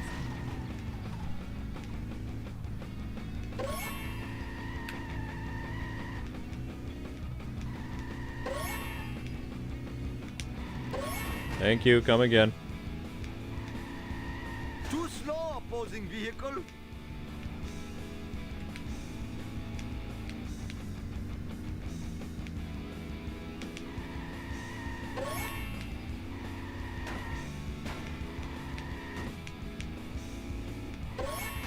Where is this turkey?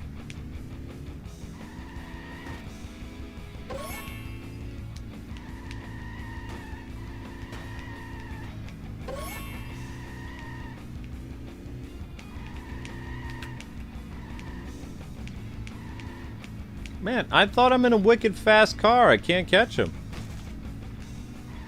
Ow!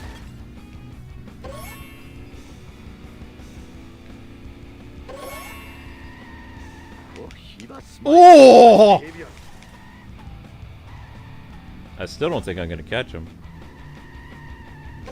He's all the way over there. He's long gone.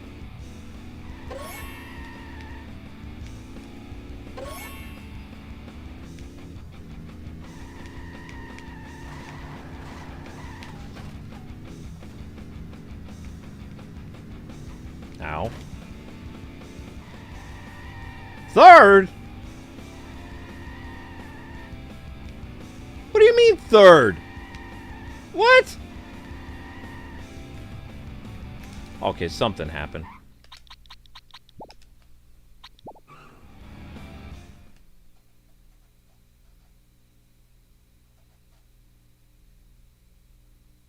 Why would we make a museum about Lincoln in New York? He wasn't from New York.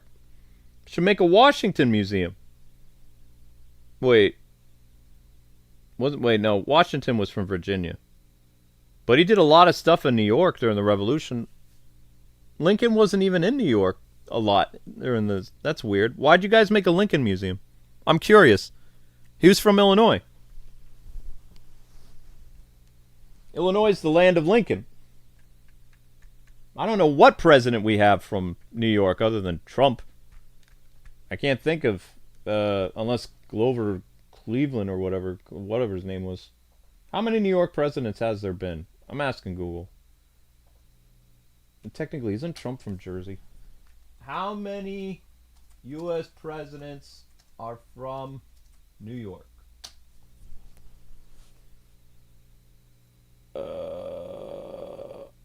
What president was born in New York?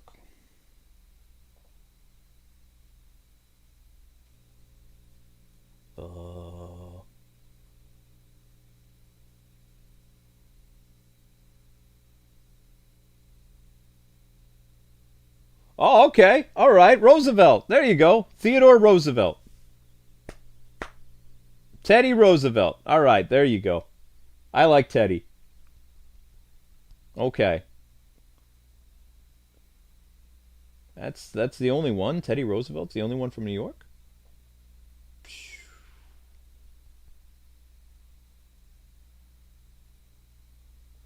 That can't be right.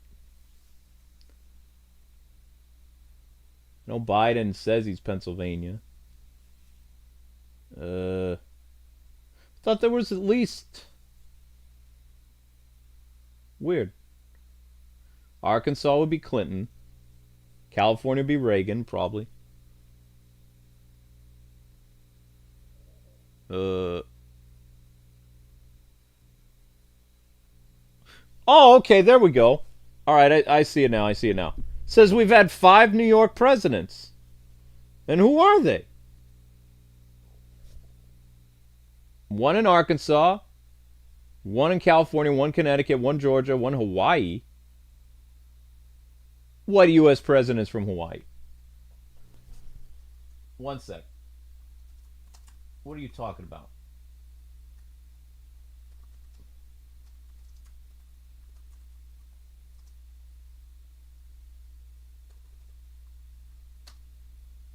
Oh, okay, him. Okay.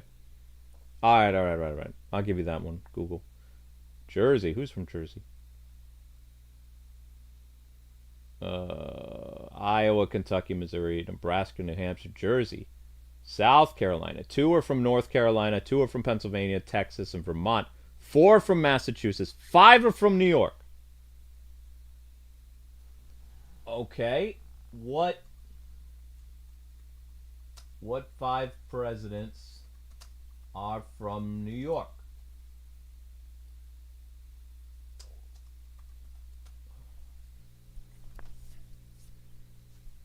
Okay.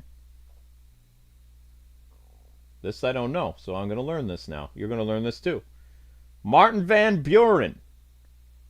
Millard Fillmore?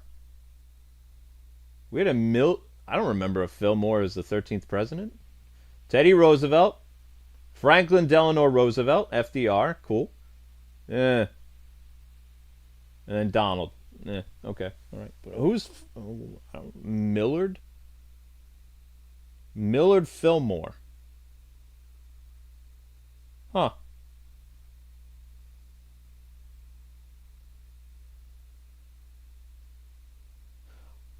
Oh, now I know. Okay, he filled in for Zachary Taylor. Okay.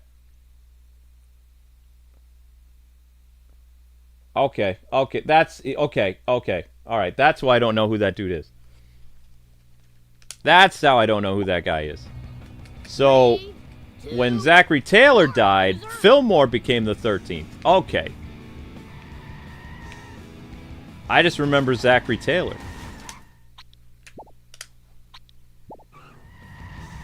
Did I study the Civil War? No. Why would I? In New York, you study the American Revolution. You do a little bit of the Civil War, but, I mean, the American Revolution, there was so much that happened in New York and Vermont and Connecticut. It's all around us, you know. So in New York State, whether you're upstate or you're near New York City, they did a lot with the American Revolution. And there were tons of school field trips that we took to different battlegrounds. All over the place. Just like in Pennsylvania, you go all over the place for the Civil War. Illinois taught a lot about the Civil War. I didn't learn a lot about the Civil War till I lived in Illinois. So I didn't start learning about the Civil War intently until 1996. And I was surprised that they, like, they spent like 3 or 4 months on the Civil War in Illinois. In New York, when you were in history class, they spent like 4 to 5 months on the American Revolution, and they spent like 2 months on the Spanish-American War. Or not the Spanish-American, the French and Indian War. The war before the American Revolution. The one where we, you know, we were a British colony and we were doing, you know, working with the Native Americans, and the French were our enemy. That one. There's a lot of forts and stuff in upstate New York where I was in school. And crap. And they dealt with, I think Fort Ticonderoga was one of them. Dealt with a lot of history about the, which you probably don't learn a lot about, the French and Indian War. In New York, you learn about that. At least I did in the 90s. I don't know if they still teach it, but there was a lot of stuff. And you would go... Most of our field trips consisted of, like, American Revolution stuff. A lot of it. Outside of going to the Bronx Zoo and things like that every once in a while. Went to the Bronx Zoo a couple times for a field trip, but I went to Bennington, Vermont's monument, and we went up to... Massachusetts wasn't too far away, so we went to, you know, where the first shots of the American Revolution rang out. You know, everything was pretty close together, like, for most of... So there was a lot of field trips to places like... crap! Places like that. I can't catch this turkey. I'm getting very upset. Ow.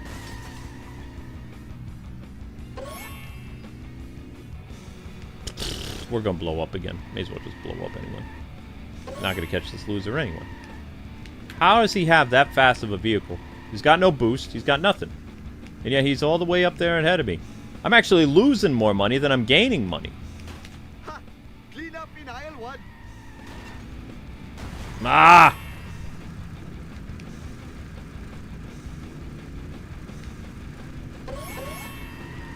need to restart this again.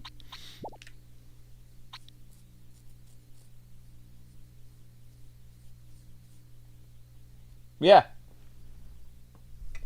Yeah, we study a lot. I don't think we did... I don't remember what state did spent a lot of time on the Spanish-American War, or the War of 1812.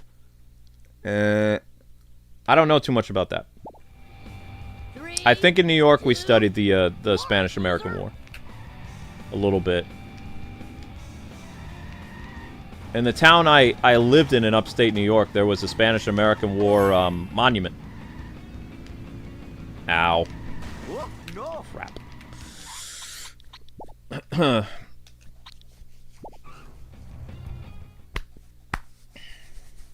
But yeah, I was surprised. We went to Illinois, and they hardly touched on the American Revolution at all. It lasted like a month or two, and I was I was in junior high and high school, and the teacher was talking about stuff that they were wrong about, and I was like, you know, fidgeting in my chair, and I was like, nah.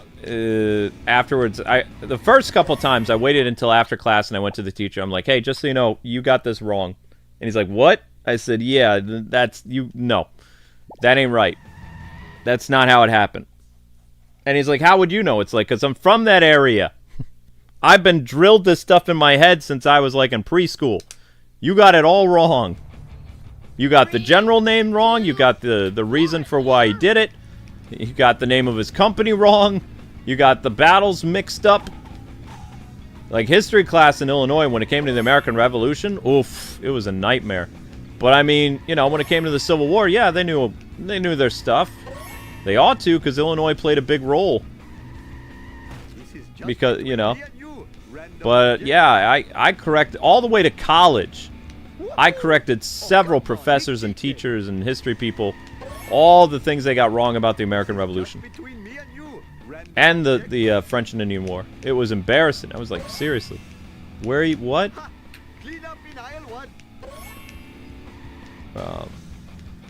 I got A's in that class really easily, though. Oh, he has a beautiful drift. He has a beautiful drift. That's why he keeps beating me. You punk. Oh, what a disgrace. He is so much faster than me. How is this? What? Inconceivable. Like, how am I supposed to catch you?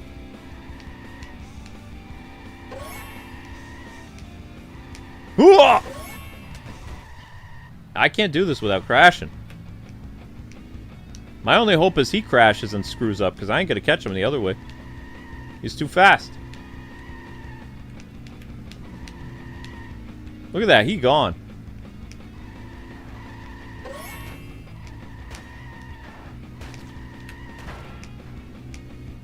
Asking me not to hit a rail is like asking way too much.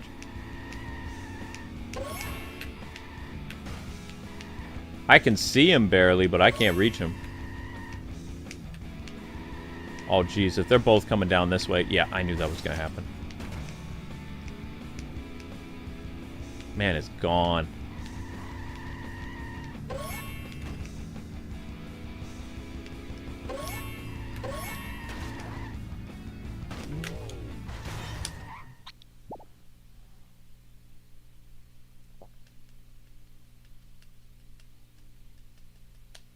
Oh, okay. So he was doing a campaign in Peekskill? Okay, that makes sense why you guys made a museum for him.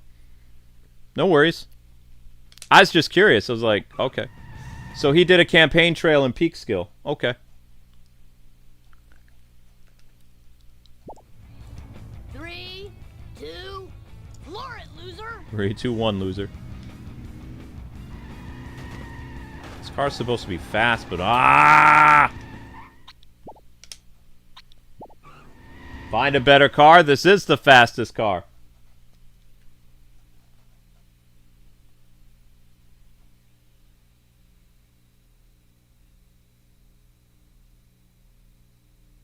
Huh? What is the best chronological order to watch Dragon Ball Z? Watch Dragon Ball Z Kai. If you just want to get the story and you want to, get on your way and get through stuff, Dragon Ball Z Kai. If you want to get to know the characters better, you watch the original Dragon Ball Z series with all the filler and the movies. That's what I did. I have not seen Dragon Ball Z Kai all the way through. I've only seen the original Dragon Ball Z. Because Dragon Ball Z Kai cuts out a lot of the fun stuff. It shortens the Great Saiyaman saga. I don't think it even has Piccolo and Goku learning how to drive, which is hilarious. Like, they cut out all the fun slice of life moments from Dragon Ball Z. Which Dragon Ball Z was both an action show, but it also had, like, family dynamic stuff. Like, Dragon Ball Z Kai cuts a lot of that out because the family mechanic was added by the anime companies to add filler. But a lot of the filler in Dragon Ball Z, I'd argue, is a lot of fun. So, Dragon Ball Z Kai just goes through the motions. But if you're playing Dragon Ball Z Kai, then you already... Or, excuse me. If you're playing Dragon Ball Z Kakarot, you already know the story, though. It does a great job of recreating it. Making it easy to understand and things like that. So you can just jump right into Dragon Ball Super if you want to.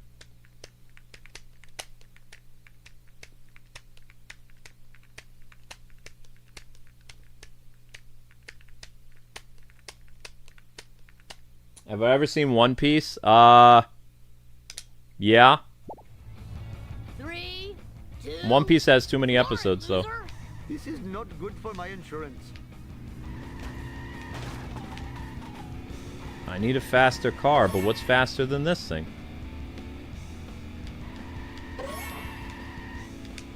Whoa! I believe in miracles. He cheated. Too slow, opposing vehicle. Now don't screw up. Don't screw up. Please tell me this was the right way to go. Just follow the arrow. Follow the arrow. You can't go wrong following the arrow. Probably. Yo, no freaking way! How's he catching up to me? Get out of here! What are you doing? You have no chance.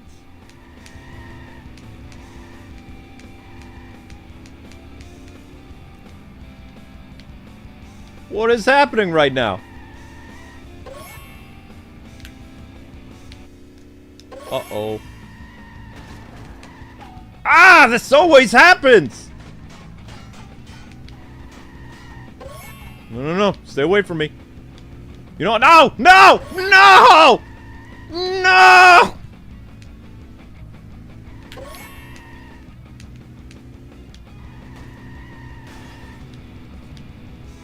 Wreck his car! Wreck it! Wreck it! The only way you're gonna win, you destroy his car. Let's go. New plan. Hurt him! Oh, what are this? Hurt him! Human crickets. Oh, Shiva smiles on such behavior. Hurt him a lot. Ow. This is just between me and you, random object. Oh! Oh! No! No, no, no, no, no, no, no, no, no! What are you thinking? And that's it. My race is over. I ain't gonna catch him now. Skull. Head-on collision is the best bet, and hope we destroy his car. Although our car is probably gonna go kaboom as well. Oh, Oh, never have I seen such a four-wheel disgrace.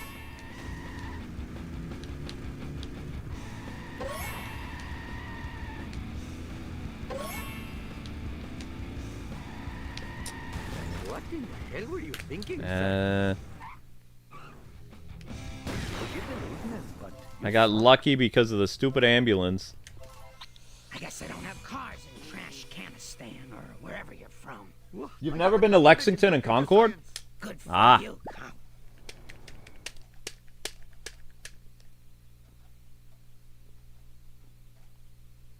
Have I been to Davenport in Yorktown?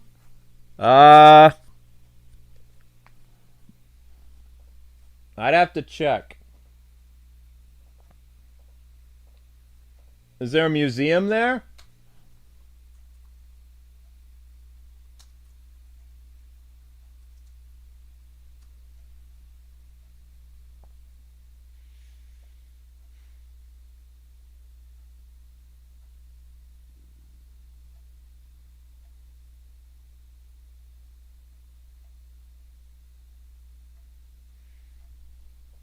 Because of the Davenport house?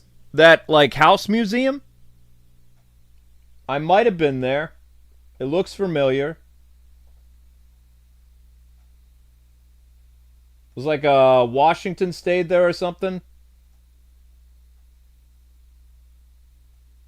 Looks very familiar.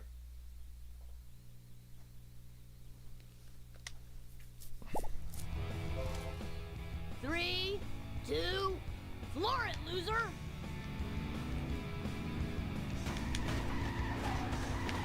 Woohoo!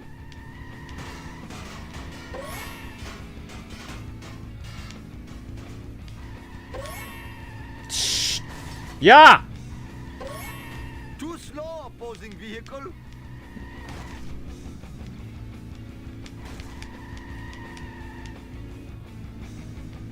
Why can't I catch you? Why? You have Why? a chance.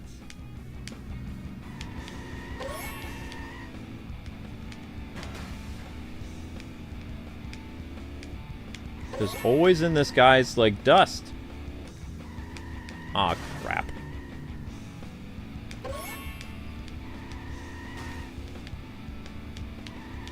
Oh, he screwed up.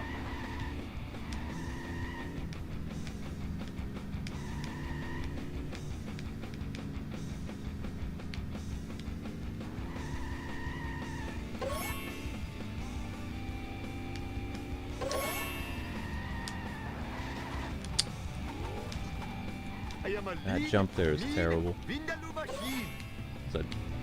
No, that's it for my race. I don't think I'm gonna earn money doing this, guys. I'm just losing money.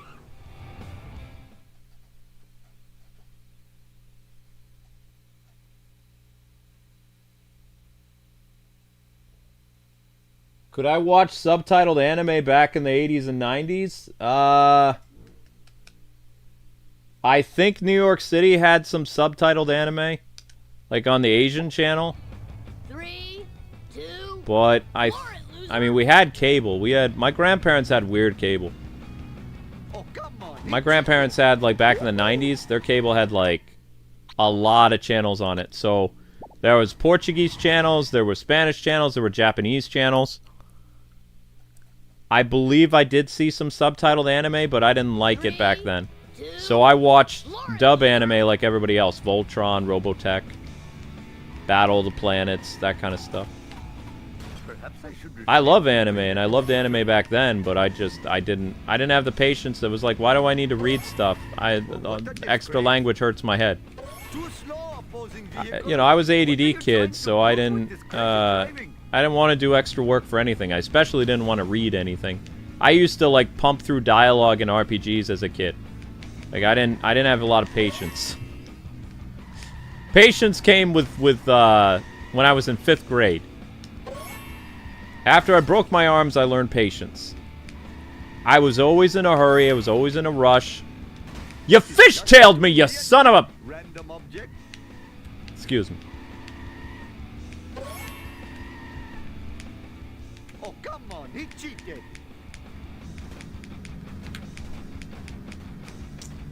You purposely fishtailed me, and I did not appreciate that.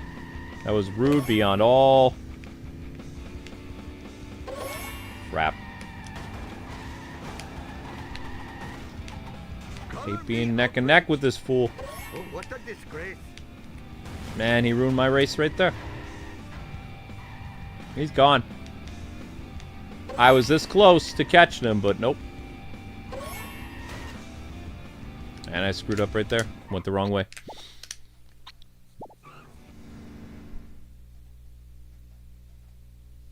I'm more of a peak skill guy than you are. Ah, no worries.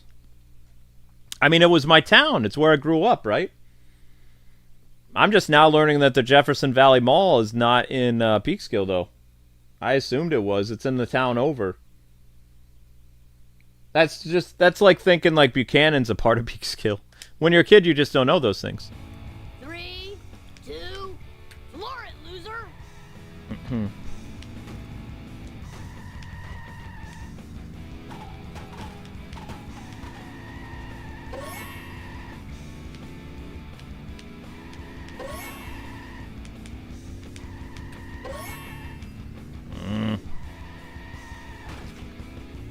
Hey! Oh, how did he recover so quick? That's not fair! 100 horses of convenient power.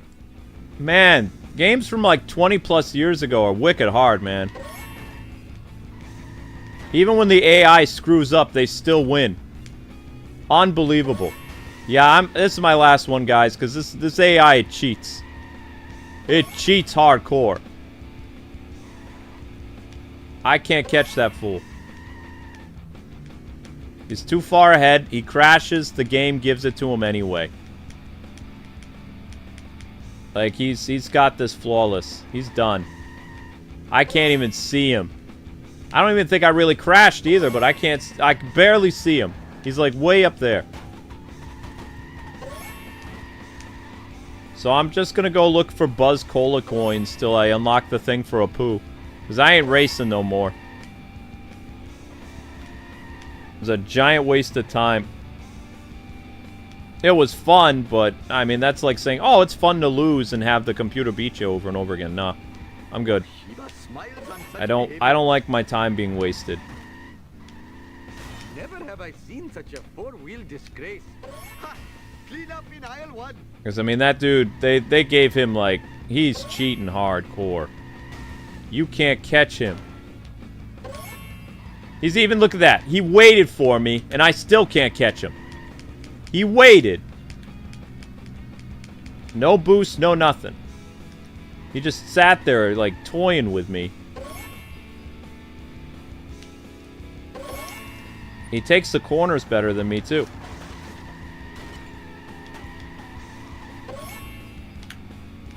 The fact that just gets under my skin. The fact that he stopped and waited for me to come is just super annoying.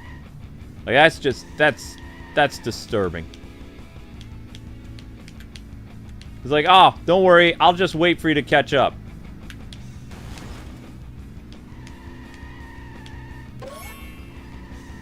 No hard feelings. We'll make it a fair race. I'm gonna stop here and I'll wait for your slowpoke self to come, you know, come arrive here where I am. Smiles on such behavior. My car's about ready to blow up. His car's totally fine. Oh, never mind. He's smoking too. Oh, come on. He did cheat. Yeah. Yeah, nope. Sorry, Nahasapa. Nope. Not doing it. Oh, I smashed my skull. Get out of your car. Let's go. For my insurance. Some classic New York road rage. Get out. You jerk. Jiminy crickets. I'm going to finish you now. Where'd you go? Where'd he go? I am a lean, mean, Vindaloo machine. Right, get out. Get out. Get out. Why did the... Wait, why did it transfer my damage to a brand new car? That's not how it works. Alright, so we gotta go find places to get coins and stuff. I was amazed how much they cheated, though. Like, I had that race in the bag a couple times. Especially when he crashed. When that dude crashed, I thought I had it. Thought, okay, yeah, I got this. But nope. The only way I think you could do it is if sometime you could get a car, catch up to him, and make him crash. If he blows up, you can win. Because you can easily outpace those ambulances, but you're not going to outpace him. He's in a very fast vehicle. Oh, no. This thing can't take any damage either. Right, there's tons of Buzz Cola thingies. We'll just do it this way. There's a flying bee, too.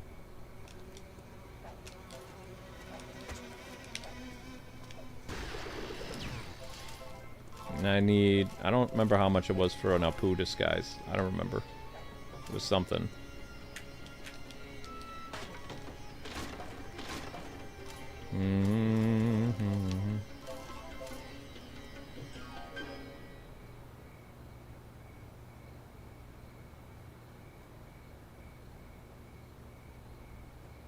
Why don't you start the race and steal his car? How would I steal his car?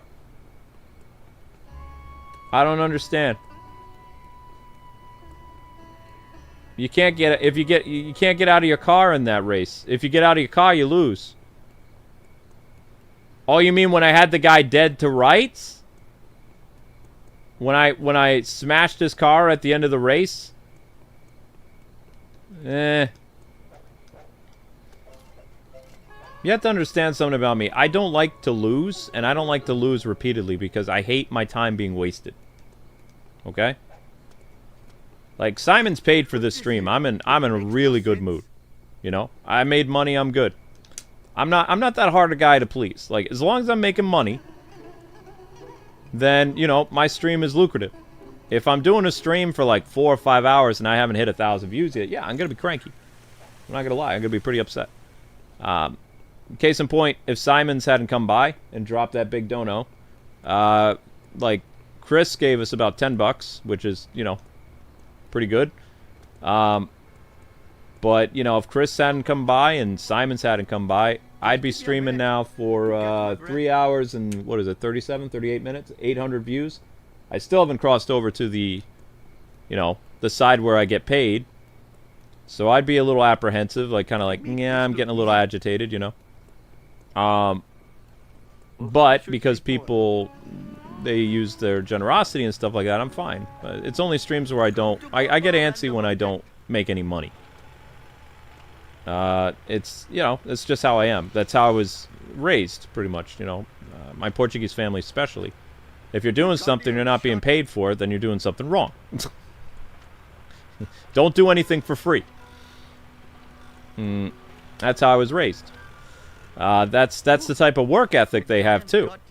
You know, because they're really hard workers. You know, they're EMTs, they're firefighters, they're police officers. My uncle, he's a, what do you call it? Is he an actuary? I don't remember what he does. He does something with numbers in New York City. I don't remember what type of job it is. I think it's an actuary. And then I have another cousin who is a he does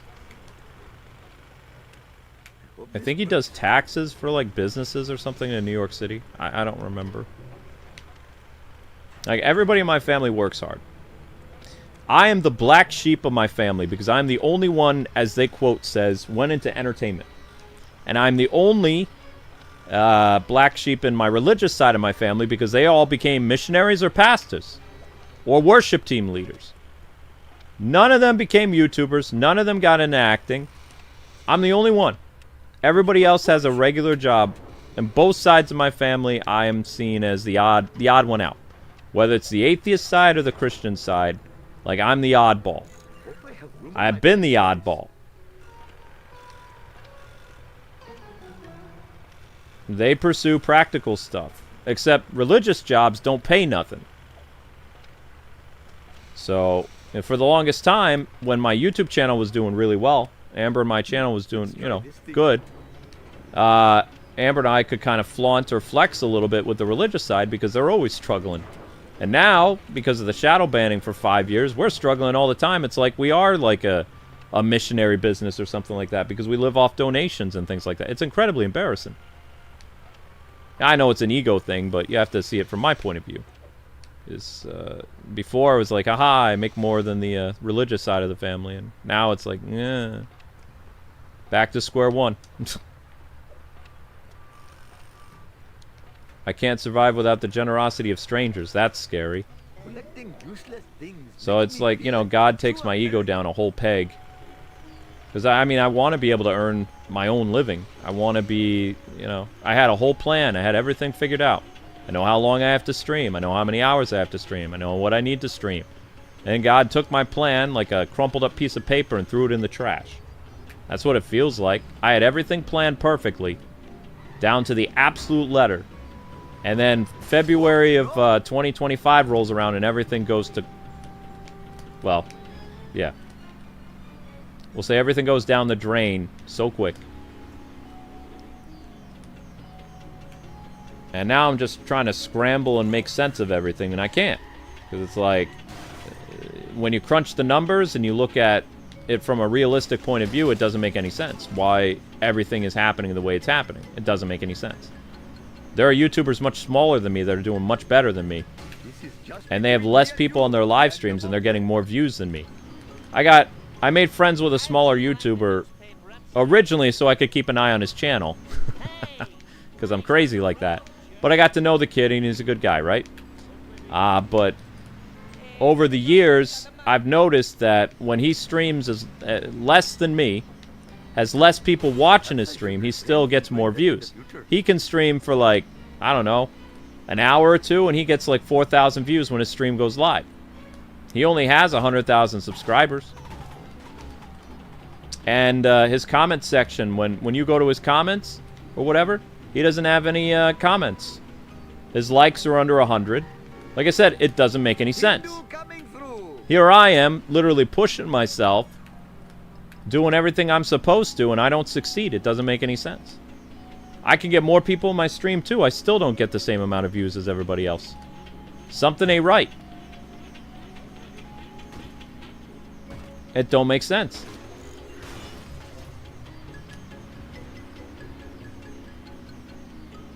Did I visit the Yorktown Museum? Probably.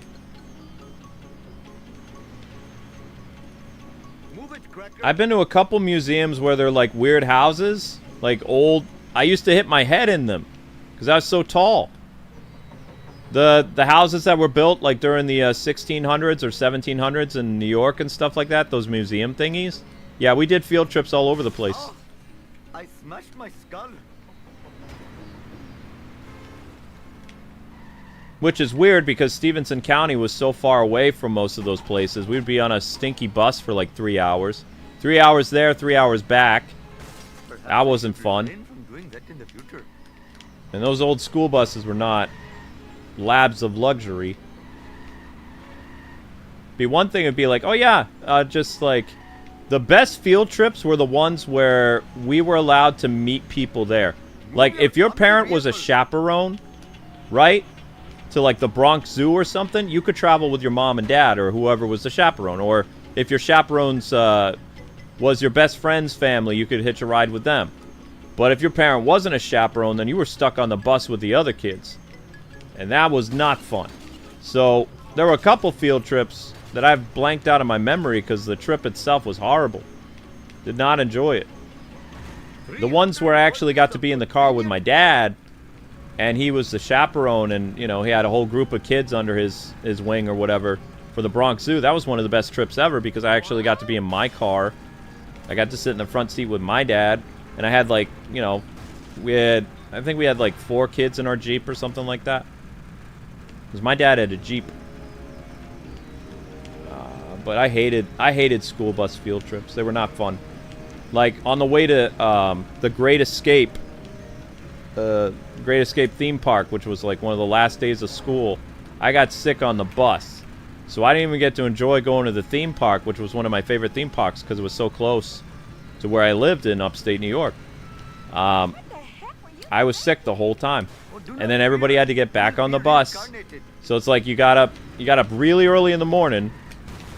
And then I don't remember how. I think we had to leave that area, and then we had to go. Like, we were on the bus probably around 5 in the morning, and we got to the park like around 7. We were there from 7 until, I don't know, probably 3 o'clock or something like that. And then we get in the bus, and then you'd hit Albany traffic. So imagine being on a hot, smelly bus in the summer, like a school bus, stuck in, like, you know, bumper-to-bumper Albany traffic, and you still aren't anywhere close to being home yet. There was no air conditioning back then. I'll tell you that. Those buses did not have air conditioning.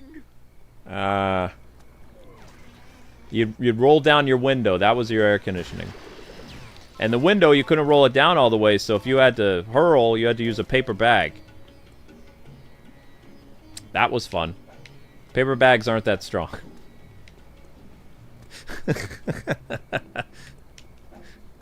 Yep, I remember that field trip. That was not fun. I always liked the educational field trips. They were more fun for me because I like to learn, so I enjoyed going to those old houses and talking to the people in costumes and stuff like that. I would get them to break character though, which was really fun. This one girl was really cute. She was probably in college or something, and I got her to break character. She's a gorgeous girl. And I was in junior high, and like a bunch of boys were egging me on that, hey, get that girl's number or something like that. It's like, she's in college. There's no way. But she didn't give me her phone number, but she did tell me her name. Her name was Lisa, and her character she was playing was Annette or something like that. Something old Englishy. She was a short girl, I know that.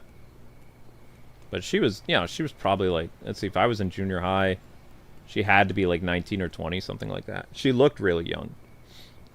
But, and my classmates were all like, "Woo," you know, because, you know, kids are dumb. If you give me a ride, I will pay you $1 million in the next life, I promise. Need to find more money so I can do this stupid thing. How much money do we have? We might have enough. Let's go to the DMV and see if we can get the Apu costume.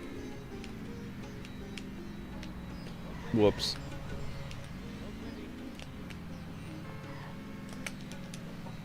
I think they said it was 500 though, wasn't it? Doesn't say. But I collected more money by not doing the races. Like, we spent an hour racing for no reason. There was no reason other than just watching me fail over and over and over and over. There was no reason to it. No rhyme or reason to it whatsoever. Just failure. Ooh, your misfortune is most entertaining. Fort Ticonderoga was an interesting field trip. Vishnu, here I Ow. come. What in the hell were you Why thinking, would they have a steel beam like that? Alright, so we gotta go to Krusty now. Out of my way, you foolish, foolish people. I am in the process of being awesome, and you are preventing the awesomeness from happening right now. I dodged that like a pro. Alright, Krusty. Krusty! Hello, famous American clown. I wish to ask a favor. Everyone wants to wet their beaks. I require information about trucks delivering evil cola. How can I get this classified data? Sorry, Apu. I'm a drink squeezy punchy lowlife. You need a professional scumbag. Follow a cop until you find one. You'll have better luck if you know, look American. Thank you, horrible man. Thank you, horrible man. I appreciate the horrible man. You need to go 425 coins. That is a robbery. Highway robbery. It is very, very wrong of them to do that. Oh. Get costume.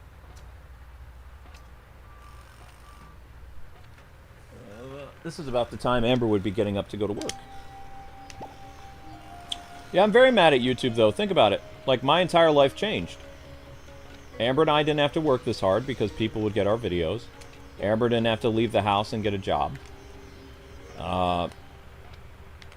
My health deteriorated. I swore online for the, like, you know, something that I hid offline for a very long time. And I have this nasty habit of, you know, swearing on regular streams now, because once it's out in the open, you can't put it back. Clean up in aisle 1. I didn't lose that many subscribers for it, though, which is surprising. I thought I was going to lose way more subscribers when I was cursing. Seen such a four-wheeler disgrace. Didn't lose that many.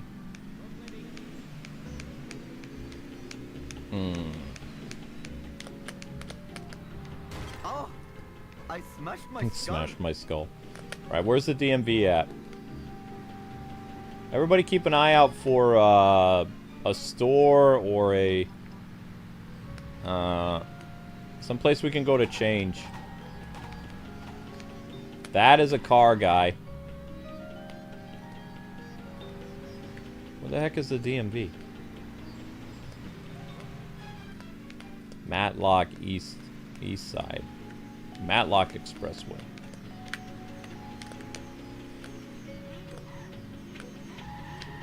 We don't want to go there. That's a dead end. So we go this way.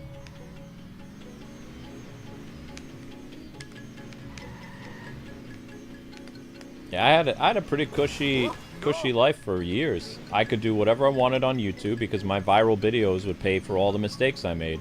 If I picked a bad game and that game bombed, it didn't matter because I was still earning massive amounts of revenue from all my viral videos. I had like 400 viral videos. Each of them earning income. And I don't have the viral videos anymore. I haven't had the viral videos for 5 years now.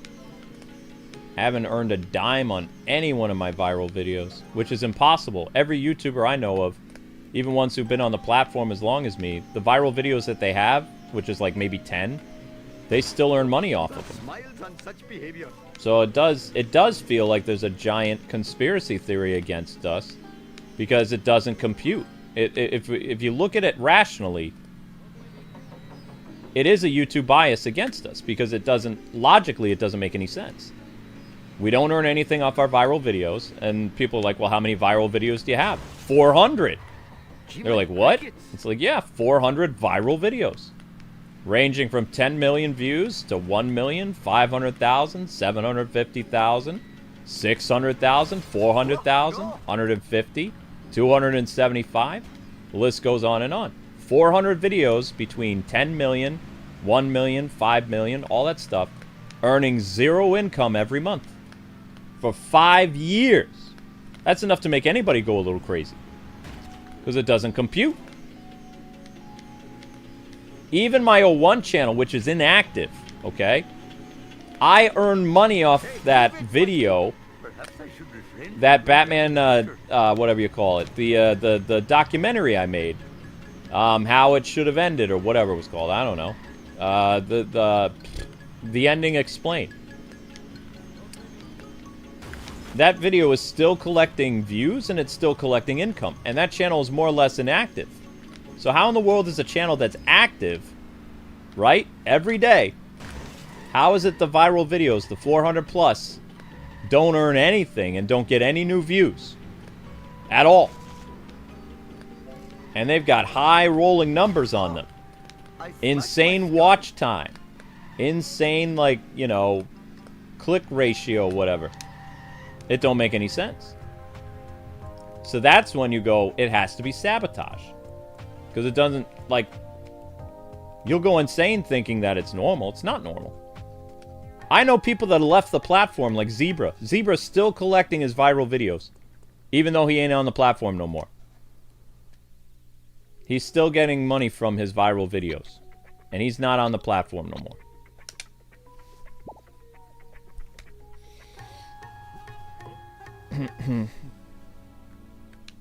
Yeah, I remember there was a TV show called Matlock. Is this the American one? Did I do it right? Is this the correct one?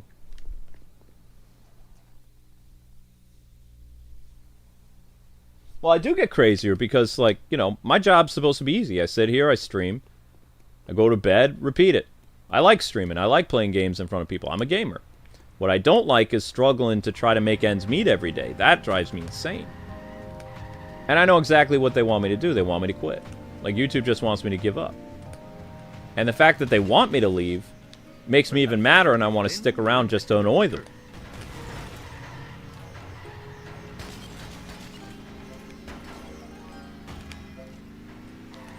But even I have, like, a shelf life, you know? I can't do this forever, like, with all this extra work. I have to make several YouTube shorts a day. I have to stream for, like, 10 hours between 2 live streams. 10 to 11 hours between 2 streams. I don't have any time to do anything. I get exhausted, go to bed, repeat the same process. It's not healthy. Here we are at the This little Piggy.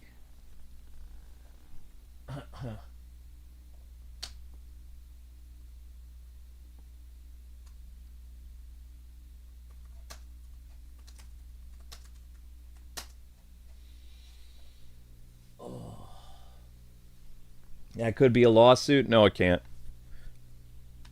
YouTube already covered their bases. I can't sue them. I go to court.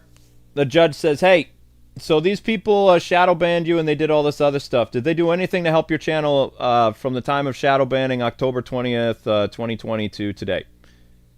They gave us a YouTube partner manager, Your Honor, that helped us with stuff, but our pay didn't increase and all this other stuff. And he'd be like, hold up, what? He says, you're telling me that you had partner support, which is a rarity on the platform, for how many years? 4? Case dismissed. And you'd be like, hey, what do you mean case dismissed? He'd be like, they already helped you.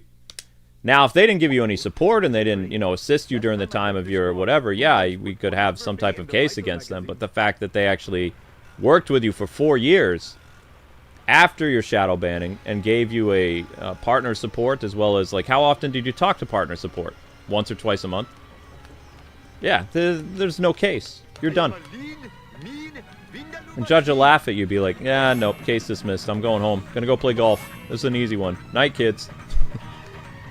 Nah, I think the reason why YouTube gave us support for 4 years is so they knew that if I tried to sue them, because I am a type of guy that would try to sue somebody, they've already, you know, they're too smart.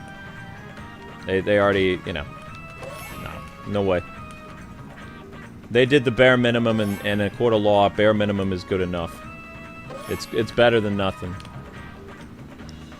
Because then they could be like, oh yeah, we did help, like, even though they were shadow banned, we gave them all the resources that we could. We, you know, worked with them when, according to the YouTube terms of service, a YouTube partner manager thing is only supposed to last 6 months. It lasted 4 years.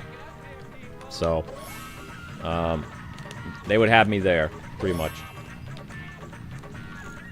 Who put this here? It makes no sense.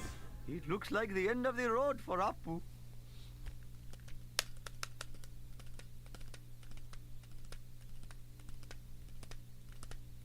I can't live stream on YouTube on the O1 channel. If the O1 channel makes money, it doesn't make as much as you think. It makes a few $100s a month. I can't survive on a few $100s a month. The O1 channel pays for 1 grocery trip and a tank of gas. Or it pays for 2 video games a month. That's it. The reason why the channel can't live stream is it has a bug on it. So, you guys remember when I got that copyright strike a couple years ago? Back when that Gotham Knight show was on the air? I got a copyright strike from Warner Brothers. And YouTube, when the strike happened, they said that my live streaming would be ineligible for 90 days. And the glitch is still there. Every time I try to live stream or do anything on that channel, it doesn't let me stream. Must admit, the smell of fresh air is much more So there's nothing I can do. the hot dog machine. It sucks, but I mean, that's... yeah, they killed my ability to work on that channel. After, like, I used to basically... I did a podcast at night talking about Batman and stuff over on the O1 channel. I'd work on the Let's Play channel from noon until, what was it, 11 o'clock? And then we'd have a Batman Arkham Knight podcast where I'd be standing in the rain and just talking. And I did that every night. I was getting like $200 in super chats a night. People asking me Batman questions. Or wait, no, I did the podcast like twice a week. So I was getting like $200 to $300 in super chats over there. And then YouTube prevented me from live streaming over there. I can't. It says the channel is not. This channel is not eligible for live streaming. That's why I'm over here all the time. Even Amber's like, you should go over there and try to make content again. It's like, why? It's like it only makes like at its peak maybe $200 or $300 a month. And that's from viral videos that are over there. There's no point. Oh, I love those streams. Those streams are great. Hopefully my store will not be robbed. Maybe I'll start doing those streams again on this channel. I don't know. I'm gonna have to find something to do because I need to gather an audience. But I don't even remember what we talked about. Like that was like right before the woke era. I don't even remember what happened. What did we talk about? Movies, video games? I don't know.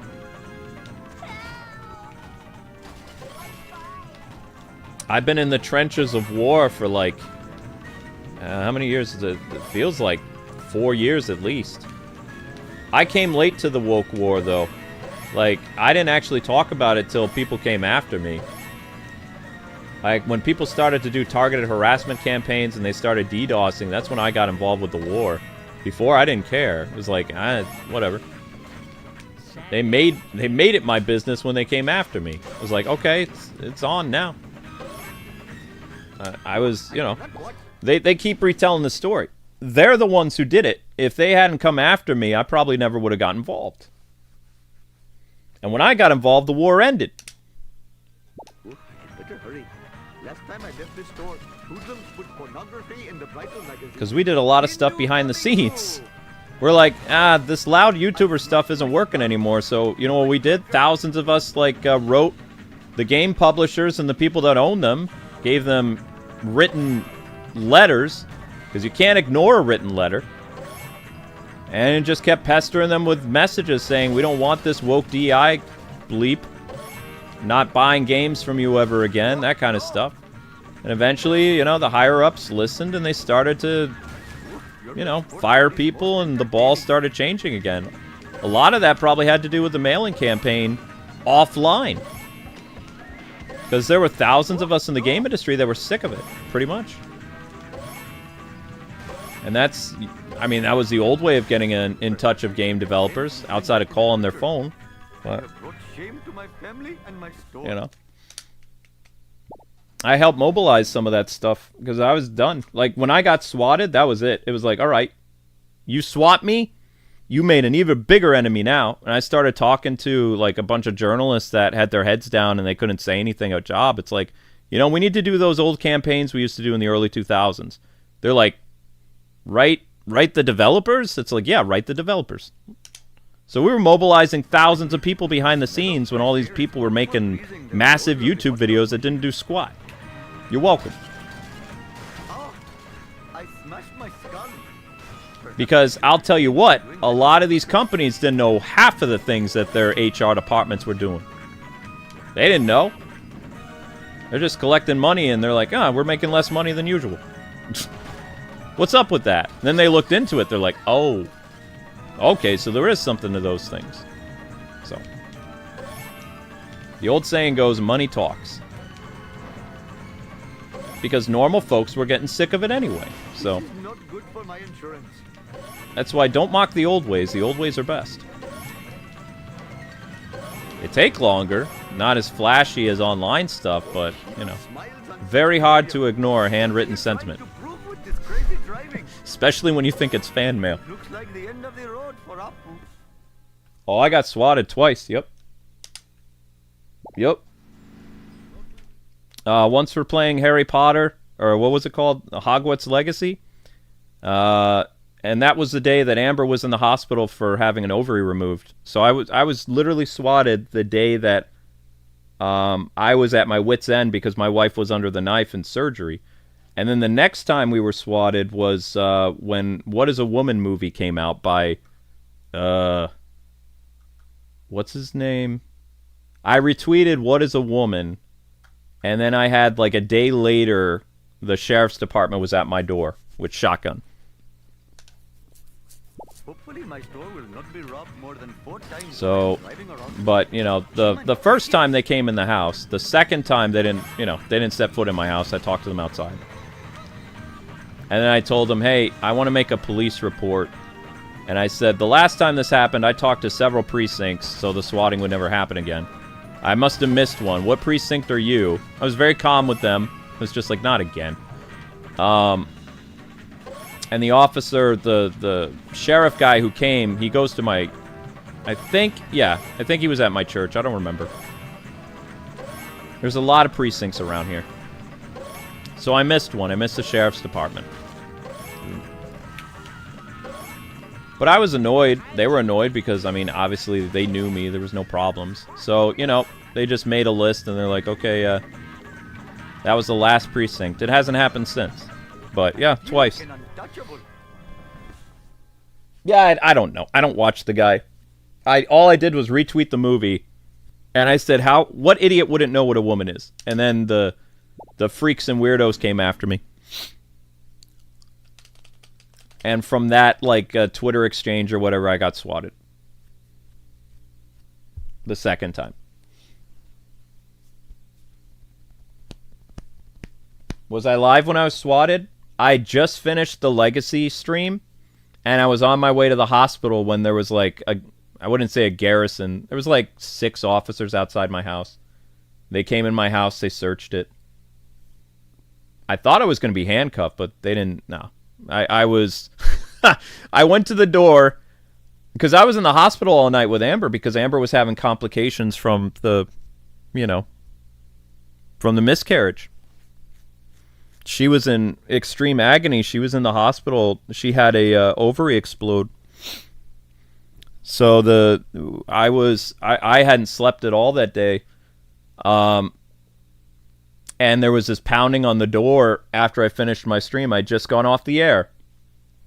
And like 2 minutes after I went off the air, I'm getting ready to go upstairs. I was going to finally go to bed because Amber's surgery was due to happen at like, let's see. I think I finished streaming around 11:50 a.m. And I was finally going to get a couple hours of sleep before I was going to take a taxi. Because Amber had the car. So I was going to take a taxi down to the hospital. And I'm like half awake, barely awake, and I hear this rapping on my door. And, I got like circles under my eyes. I look terrible. I'm wearing my jammies. My stubble's all over my beard. My eyes are bloodshot. I've had a horrible night because, Amber almost died. It was very lucky that her ovary exploded the way she did because she could have bled to death. She could have had internal bleeding. We were very, very lucky. So, I was just... she told me to go home because I wasn't allowed in the ambulance that took her to the Women's and Babies Hospital. And I couldn't... They weren't going to... I don't know what they were doing, what the reason was, but I wasn't allowed in the ambulance. So I couldn't even go with my wife. I didn't want to stream. I couldn't go to the hospital with her. Like, they weren't going to let me. I don't know why. I still don't know why. I'm very angry by that. But Yeah, skip this crap. Skip this crap. Was very, very annoyed. And I answered the door, and, you know, they were like, you know, put your hands up. And I was like, what's going on? Because, you know, at first, when I heard this is the police, I was like, oh, God, they're here to tell me my wife died in the hospital, and I need to go to the, you know, I need to go to the hospital. That's what my first, I didn't even think it was a swatting. I was like, I'm Amber's emergency contact. My phone is dead. So they sent the police to tell me Amber's dead. That was my original reaction. It's like, that's what it is. And nope, that's not what it was at all. And I knew immediately what was happening, and I said, you know, I put my hands up, I said, this is a swatting. This is a SWAT. And they're like, what? I said, yeah. I said, there's nothing here. I said, go check my house. What are you looking for? What'd they say? They said kidnapping. I said, okay, my wife is in the hospital. They said, okay. They said, we're going to check your house anyway. I said, that's fine. So they went in, they checked my house, they didn't find anything. And then I talked to them. I said, I want to have a statement. Because I want to do a police report, and I'm not going down to the precinct because I need to sleep. And I was talking to them, because remember, I know all the police jargon because I grew up with police officers in my family. So I was pissed as hell. Excuse me. But I sat down with an officer at his squad car, and, you know, he took out I think it was like a yellow piece of paper or whatever. And we did a police statement right there. And I said, do me a favor and contact the other precincts in this area. You know, and I said, I know you can do this because I said my grandpa was chief of police. So I did that kind of stuff. I was like, my grandpa's chief of police, and I got relatives that are on NYPD. So I was spewing all kinds of stuff because I was, like I said, I was really angry. And these are just country bumpkin police, and I'm not dealing with them. I'm not dealing with local Pennsylvania police when I know how, you know, stuff rolls in New York, right? So I'm telling these guys, I'm basically acting like a lieutenant or whatever, spewing all this like police code and all this other stuff because I'm really mad. And I'm telling them, okay, you know you can do this, you can do that, right? So contact this precinct, get a hold of their sergeant, do this, do that. Tell them this is what I do for a job, so this never happens again. And I think I told one of them, if this happens again, I'm going to sue your department. I think that's what I told them. Because I said, my wife is literally under the knife. I need a couple hours of sleep, and then I need to drive with only 3 hours sleep and pick up, you know, her after the surgery, and then I have other work to do. I said, we're just streamers. So just put that down in your little folder thing and make sure that gets filed. When you get back there, you make sure you file it. And I'm going to call you back later today and make sure that you filed it. Because this better not happen again. That's what I said. So I gave them the runaround. And they said, thank you for your time, blah, blah, blah, all that other stuff. I went upstairs. I went to sleep for a little bit. I think I got, like, I was just, you know, my heart was racing. I hadn't seen, I don't think I ever saw an officer draw their weapon before. And I've been around cops my whole life. So there were a couple officers that had, like, their weapons pointed at me. So that was kind of scary. But I stayed calm. I did the best I could, right? But I didn't appreciate most of that stuff. I was really mad. And then the second time, you know, it wasn't as bad. There aren't that many, like, the sheriff's department is very small. There's not that many of them.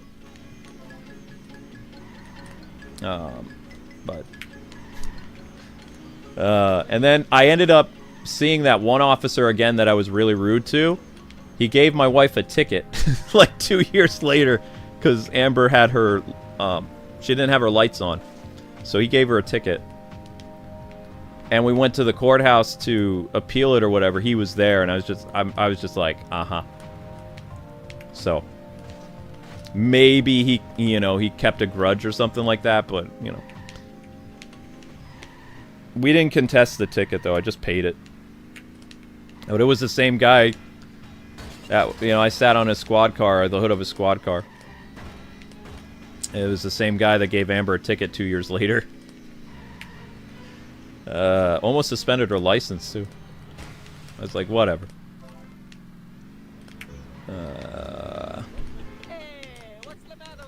But no, there hasn't been any problems this year. And there's been no problems afterwards. I've heard from, like, some forum sites and some of those, like, dives that these people hang out on Discord that they've tried to get me swatted a couple times after that. Just to, you know, get rid of me. And they can't do it. They're very frustrating. So they started DDoSing us again and, you know, doing whatever they could. But, you know. And then things got better for me when the new president took office because most of their funding was cut off. Because they were using their government checks to do bad stuff. So, you know, it's been really peaceful in this part of Pennsylvania for, I don't know, about almost over a year now. No problems.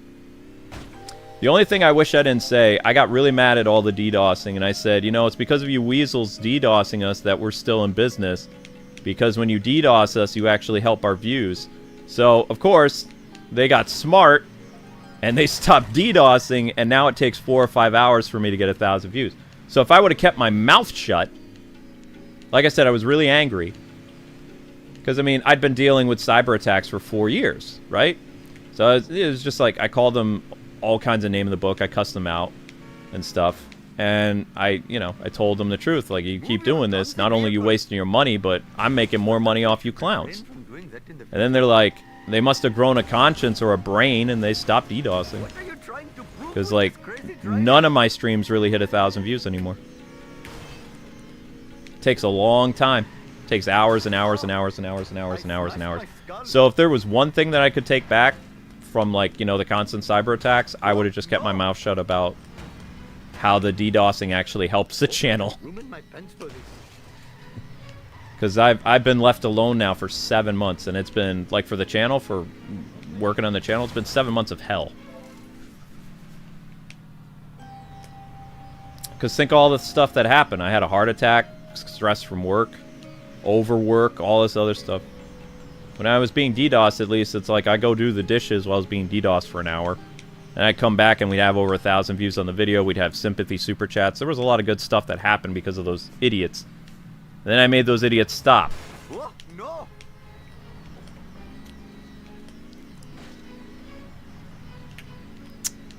So that was dumb.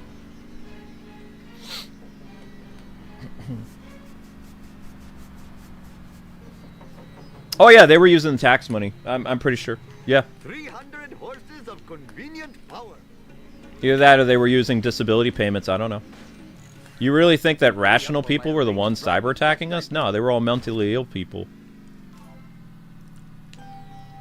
I already have a rough idea who it was. And I gave that because we still have our police report.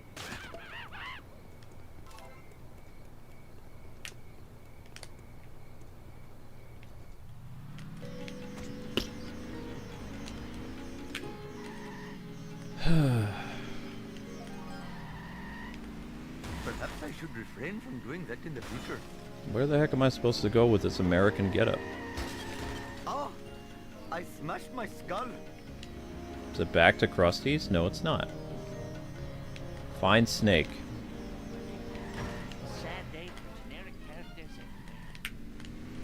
It's just, I got really mad, Chad, and because remember, I've been putting up with it for 4 years. So I said something, and I was making fun of them, and I did call them every name in the book because they are stupid. But, you know, they grew a little bit of intelligence, and they stopped doing it.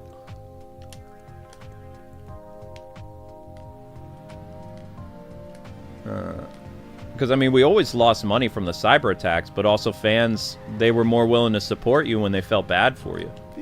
They'd be like, oh my gosh, you're getting DDoS, so we're going to give you a super chat or something like that. So the super chats dried up for like 7 months, basically. Because what reason you had to be sympathized anymore? It's like, YouTuber would be fine on their own. You know? So there's a lot of things that happen when you're the bully of like cyber terrorism and stuff like that. But also at the same time, I don't want people to waste their money anymore. I appreciate super chats and memberships and stuff like that, but I'm the kind of guy that wants to make money on my own merit. So like, even when I would get lots of super chats, it's like, I didn't earn this, you know? It would mess with my ego. It'd be like, eh.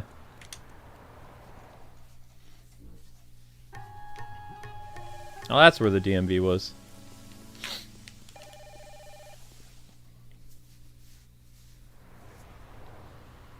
Oh yeah, I mean how many cyber terrorism things did we go through on this channel?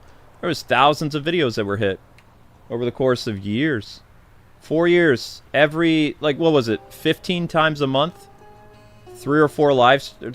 Not 3 or 4 live streams that week. Like, out of the, what was it? 25 live streams that we'd do a week. Probably like 9 or 10 of them would have cyber attacks. Parts of the stream would be cut out.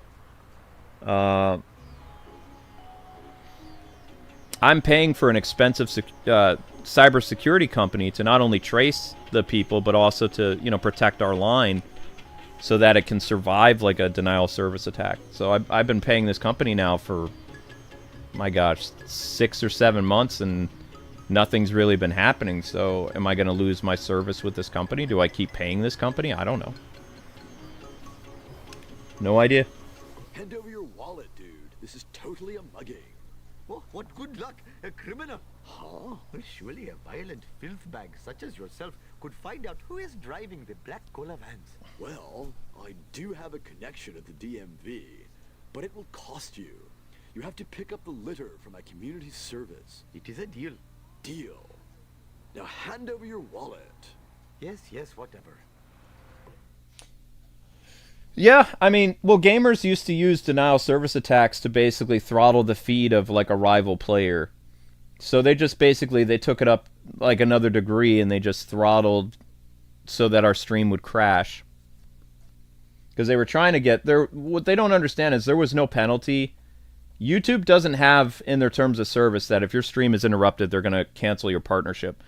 I was undercover on a Discord years back when, you know, people were talking about, like, DDoSing us and praising it and stuff like that. And their initial theory was that if they kept messing with our stream, that YouTube and Google would cut our partnership. Then we wouldn't be able to live stream anymore. If we couldn't make money, we would leave. Their goal was to get us off the internet so we couldn't make money. They hated us that much that they didn't want us around anymore. And they were going to do everything they could within the gray area of the law to get rid of us.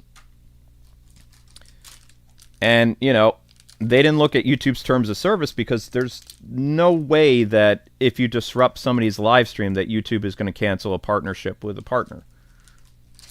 Like, it doesn't work that way. I already had several streams shut off, like, back in the day. And my YouTube partner manager, when I talked to him, was like, hey, you know, is this going to impact us in any way? And he's like, no. He says, it's just annoying because that stream is ruined. He says, not only is that stream ruined for you, but that messed up YouTube's revenue on that stream. So Google's ticked. That's why Google investigated it, because Google lost money. They didn't investigate it because they felt bad that we were, you know, getting cyber attacked. They were like, this is messing up our ad revenue on this channel, which is impacting another gaming channel, vice versa. So they didn't do it out of the goodness of their heart. No.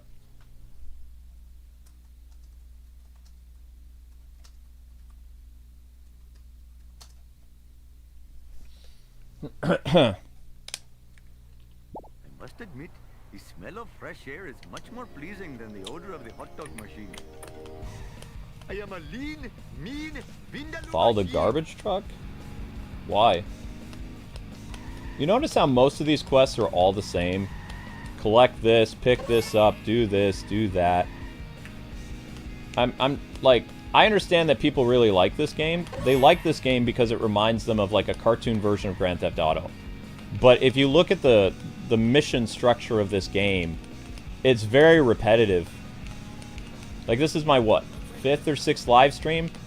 Most of the quests involve run this guy off the road, collect this dropped item, follow this guy back to his base, look for this missing character, race this character, outrace this character, or no, yeah, race this character, beat them to the finish line. What else? There's not even a lot of missions where you're on foot either. Am I supposed to hit him, or... He's not dropping anything else. There it is. Oops.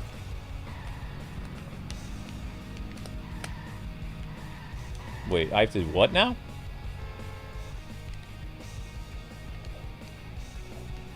Well, speak of the devil, I'm outside my vehicle. Collecting stuff, that's new. It's like that one Marge level. Da, da, da, da, da, da, huh?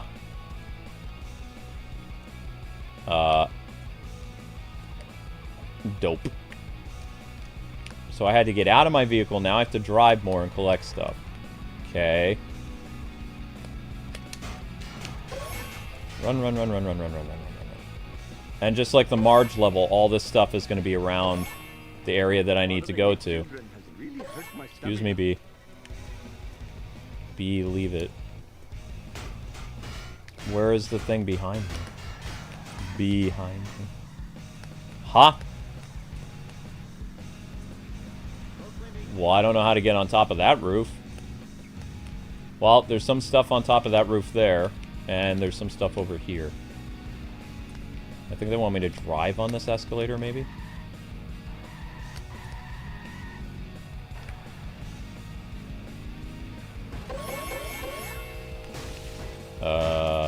Okay, but still, how do I get on top of the other building? Ow. 1 minute and 28 seconds before I fail this mission. And then we have to go back and find the... See? Get out of your car again. But it essentially follows the same type of pattern. Eh. Huh?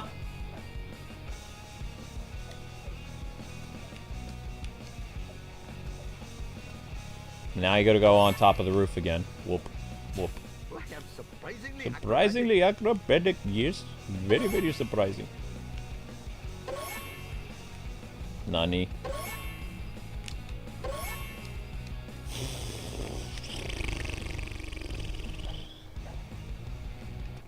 Blah, blah, blah, blah, blah, blah, blah. Makes no sense. I just can't believe how many YouTubers have had heart attacks this year. There's so many of them. It's because they're probably now finally feeling the stress. The fact that PewDiePie just said he retired as gamer, that should make every gamer on YouTube very concerned.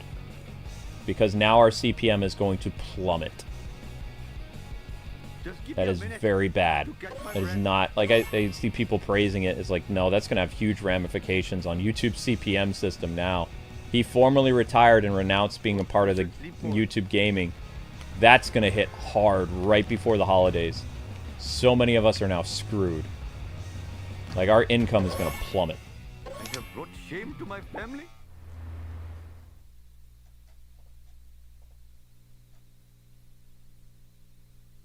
Homer says, I have no insurance.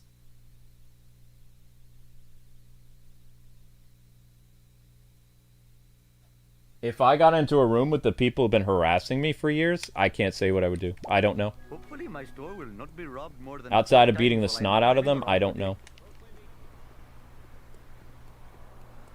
I have taken so much and caused so much pain, I have no idea. Heaven help them. I don't know.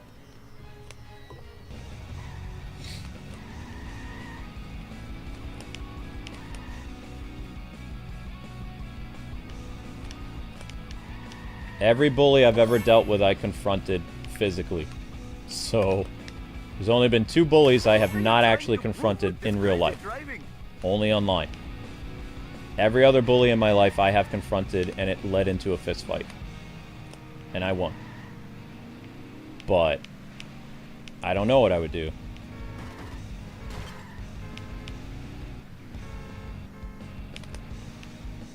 Oh, I smashed my skull. Although I don't think the guy who pulled a knife on me in Illinois was a bully. He was just somebody in our school. I laid him out, though. But I wouldn't say he was a bully. I don't even know who that guy was. Probably just followed me to my car and wanted some money for cigarettes or something. I don't know. All I know is he pulled a knife on me. I put my backpack down.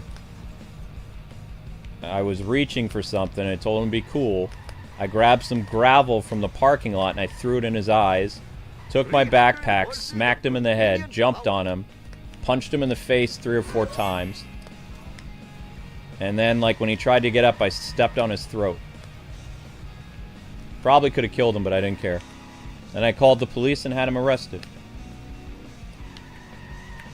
But you have to understand, when you're in a dangerous fight, you don't think. There's no time to think, and there's no rules in a fist fight. Especially if somebody draws a weapon on you. It's either you or them.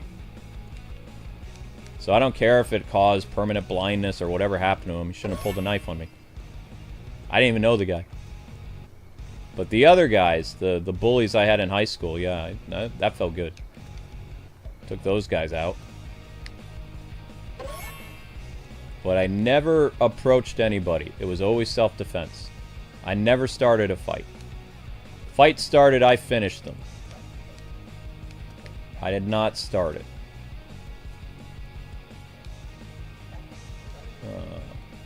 Crap.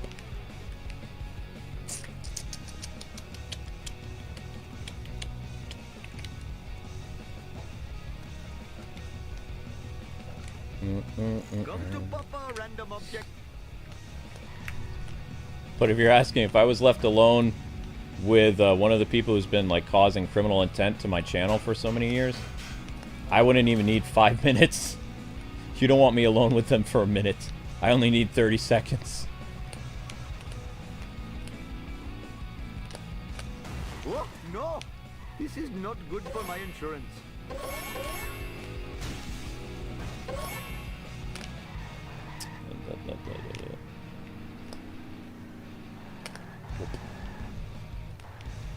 Yeah, I don't know how they expect you to do this one.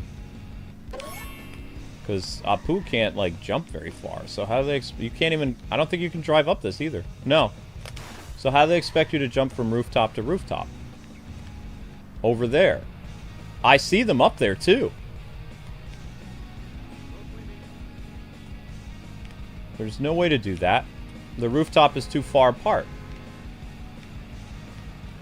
How do they expect you to do that?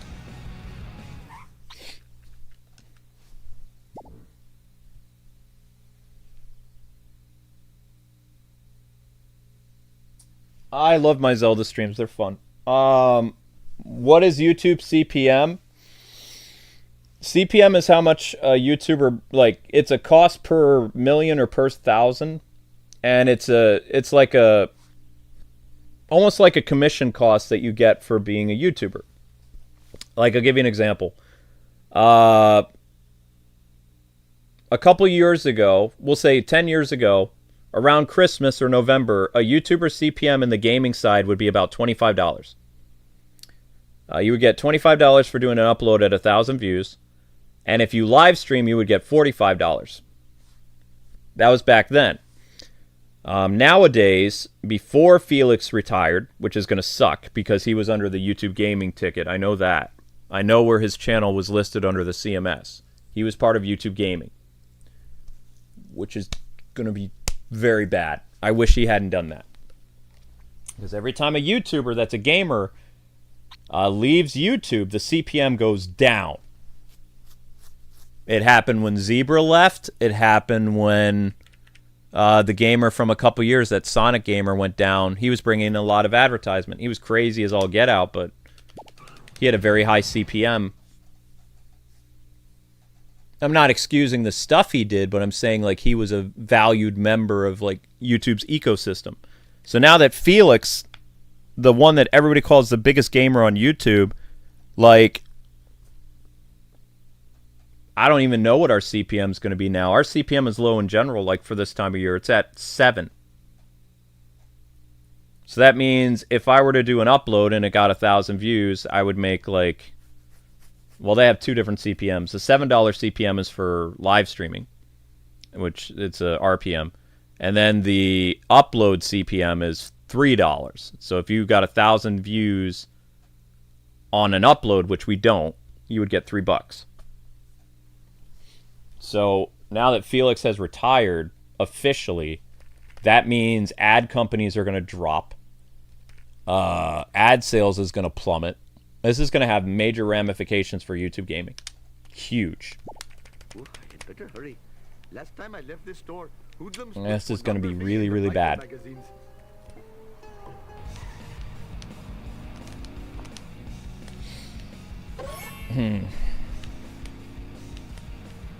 Right now, the people with the highest CPM are vloggers.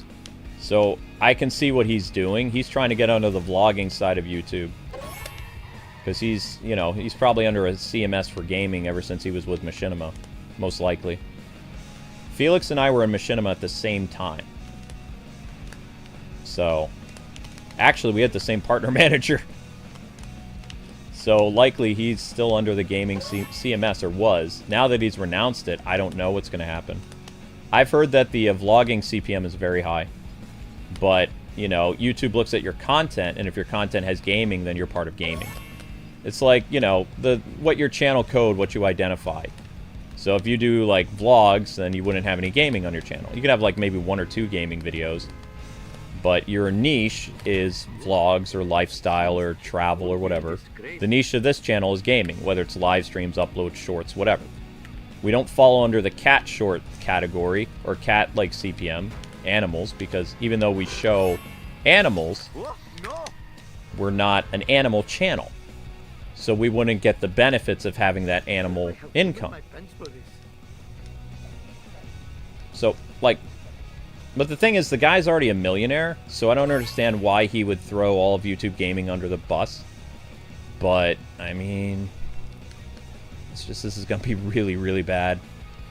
I don't think people realize. Like, I saw some gamers celebrating on Twitter, and I'm just thinking, you dumbasses. You have no idea how bad this is. And remember, I was YouTube certified, so I was actually going to be a YouTube partner manager at one point. I was given the opportunity of working with my own CMS, which is a control management system on YouTube, which basically houses a bunch of YouTube channels. But I didn't get the job, but I went through the training. I don't know, maybe I'll end up, if my channel ends up going out, maybe I'll try to get a job at YouTube since I know so much about it. I don't know. I'm not moving to California, though. They have an office in New York City. I'll go there. My giant gut is slowing Yeah, me this down. is gonna hurt. I won't know how bad. Like, I'm curious to see what my CPM and RPM is gonna be in December now. I mean, they can't really do anything to November. November's over, but December's just starting. And like a $5 or $6 or $7 CPM, that's like low numbers to begin with. So it's very bad.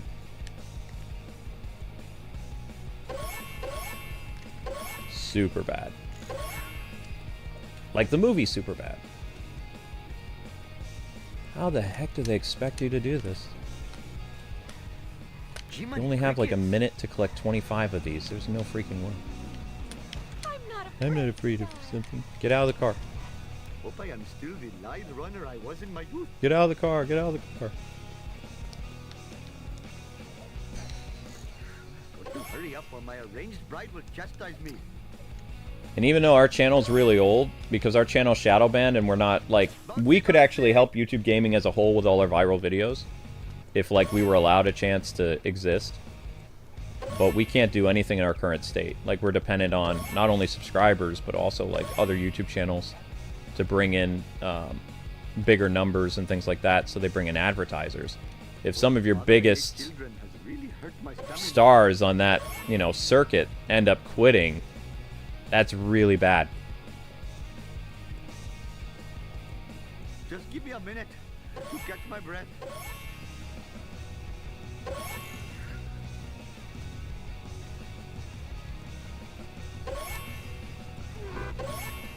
No way. You have to drive to the DME. There's no way. There's no way. They're asking the impossible. The end of the road for Apu. There's no way.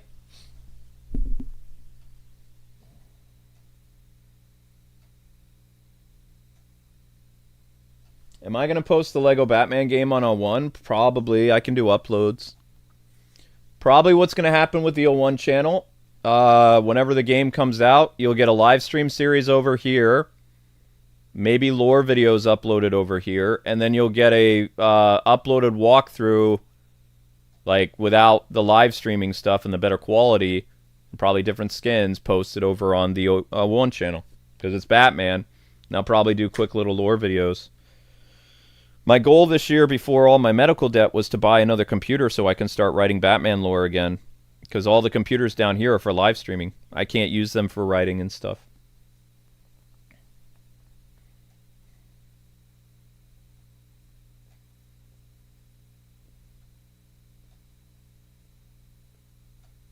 You have to get back in the car to... Okay. Yeah. That would make sense.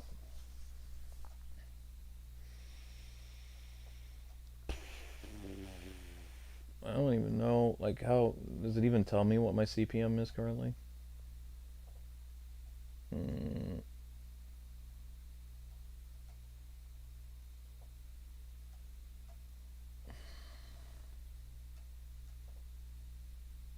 We lost membership, so we lost money there.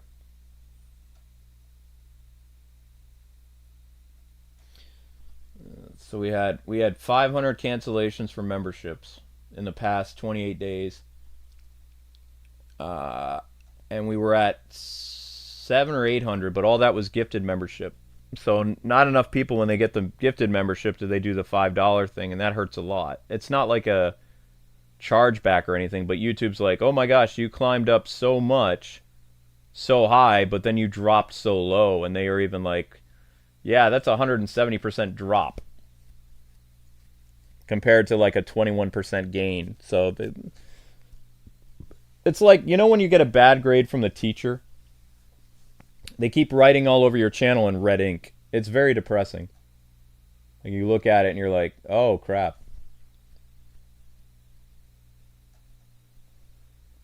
But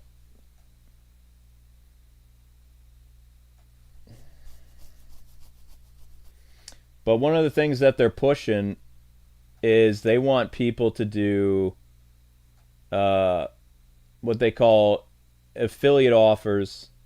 And we keep getting yelled at by Google because we're not doing this, where they're trying to make up for the difference of like them not bringing ad sales onto YouTube anymore. They're teaming up with companies to give YouTubers commission, and we have enabled this, but they haven't shown us how to use this. And it's basically like, I don't know. I don't even know how to explain it. It's kind of like, oh, check out this thing at Best Buy. Click this link, that kind of stuff. So YouTube earns commission based on that. So YouTube now has 6 sources of revenue. Whereas before, a YouTuber only had to worry about 2 sources of revenue, super chats and revenue. Then it became memberships, and then it became shorts feed.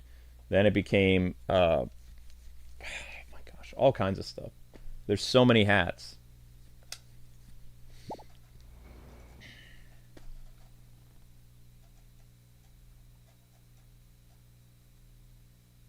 I'm a YouTube star? No, I'm not.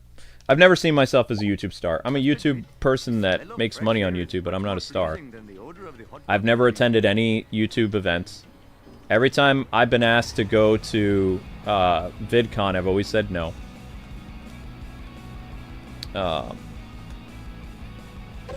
only done a couple meet and greets. I've only signed a handful of autographs.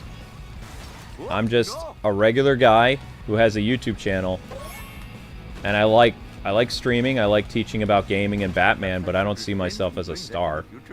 A star doesn't have like 500,000 subscribers and only has like 60 people show up for a stream. That's not a star. I found a way of staying on YouTube long after we got shadow banned and making a decent living, but it's a lot of work. It's probably the most amount of work I've ever had to do in my life to maintain my income rather than, you know, I wouldn't say that's being successful. That's a tourniquet. And it is my fault I got shadow banned. I got greedy.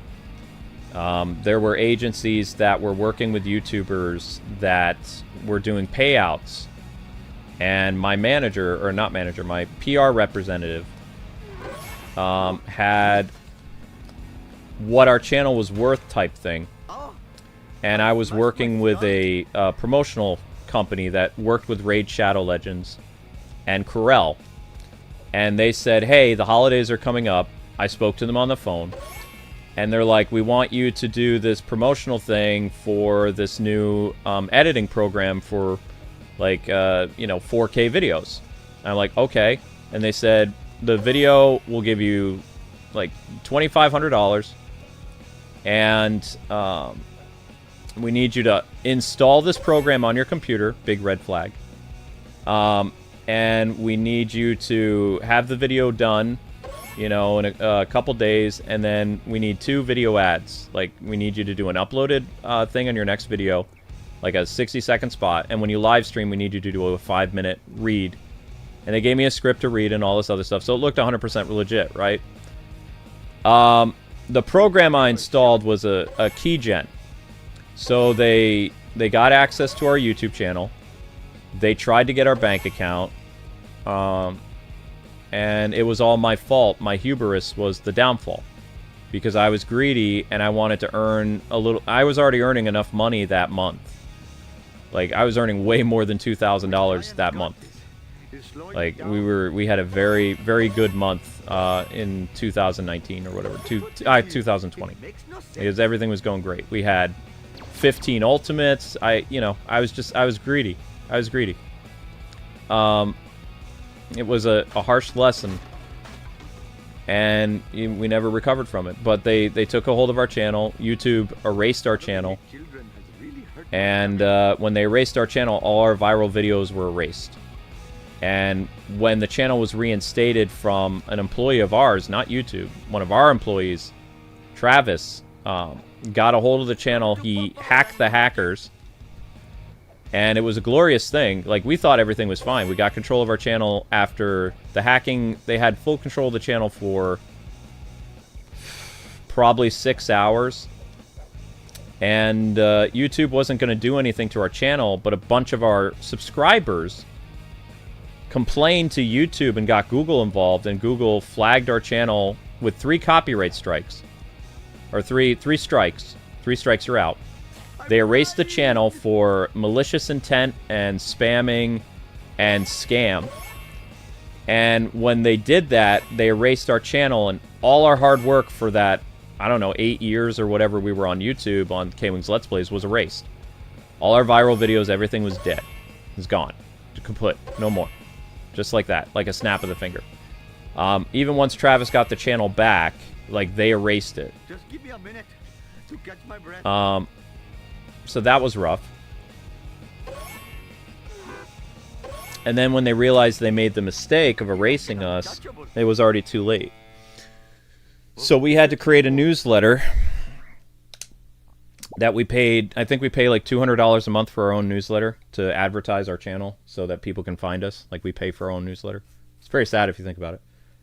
Most YouTubers charge for their newsletter like $25 to make the difference to using the website. So we had to learn how to make a newsletter to just alert our subscribers. And it was rough. It really was. But it's all my fault. Like, the company looked real. I had worked with it was a subsidiary of the company that worked with Raid Shadow Legends. So I'd done Raid, and I did some other in-video ads before with companies that were legit that had payouts of higher than $2,000. So when that company was asking me to install the program, I thought it was an easy thing. I thought it was an easy $2,000. And like I said, I didn't need it. So I think that was a humbling thing that God was putting me through. But YouTube took advantage of that, and then they erased the channel. And over time, like after, I think we might have survived the shadow banning, but you have to remember that we were a part of a very old CMS. Thank you for becoming a member. Really appreciate that. Bless you. We were part of a very old YouTube CMS, content management system. And YouTube found out that we were part of a very old YouTube network. And that YouTube network was shut down 3 or 4 months after we were shadow banned. So we lost our placement. Like, our channel was international. We were with a Hong Kong company. And our videos were in China and Japan, and we had a lot of fans in the Philippines. So that YouTube network was important for us, because after we got shadow banned, people always, like, when they make videos about us, like, saying nasty things, they're like, this channel says they were shadow banned, but look at their growth after they were shadow banned. That's because we were located in Asia. That's where our home was for our channel. Every YouTube channel has a home. We were located in Hong Kong for 12 years. That's the IP address, and that was the business thing. That's where all this stuff happened. It was in Hong Kong. So YouTube found out about the company that we worked with in Hong Kong, and they erased it. So as soon as the CMS went down and we were out of it, that's when we started to feel the impact of the shadow banning. When we lost the Hong Kong company overnight, that's when I saw our income plummet by 35%. It was like watching, if any of you have ever played the stock market or anything, it was like that horrified reaction where you literally see like the lines of your income deteriorate, just like gone.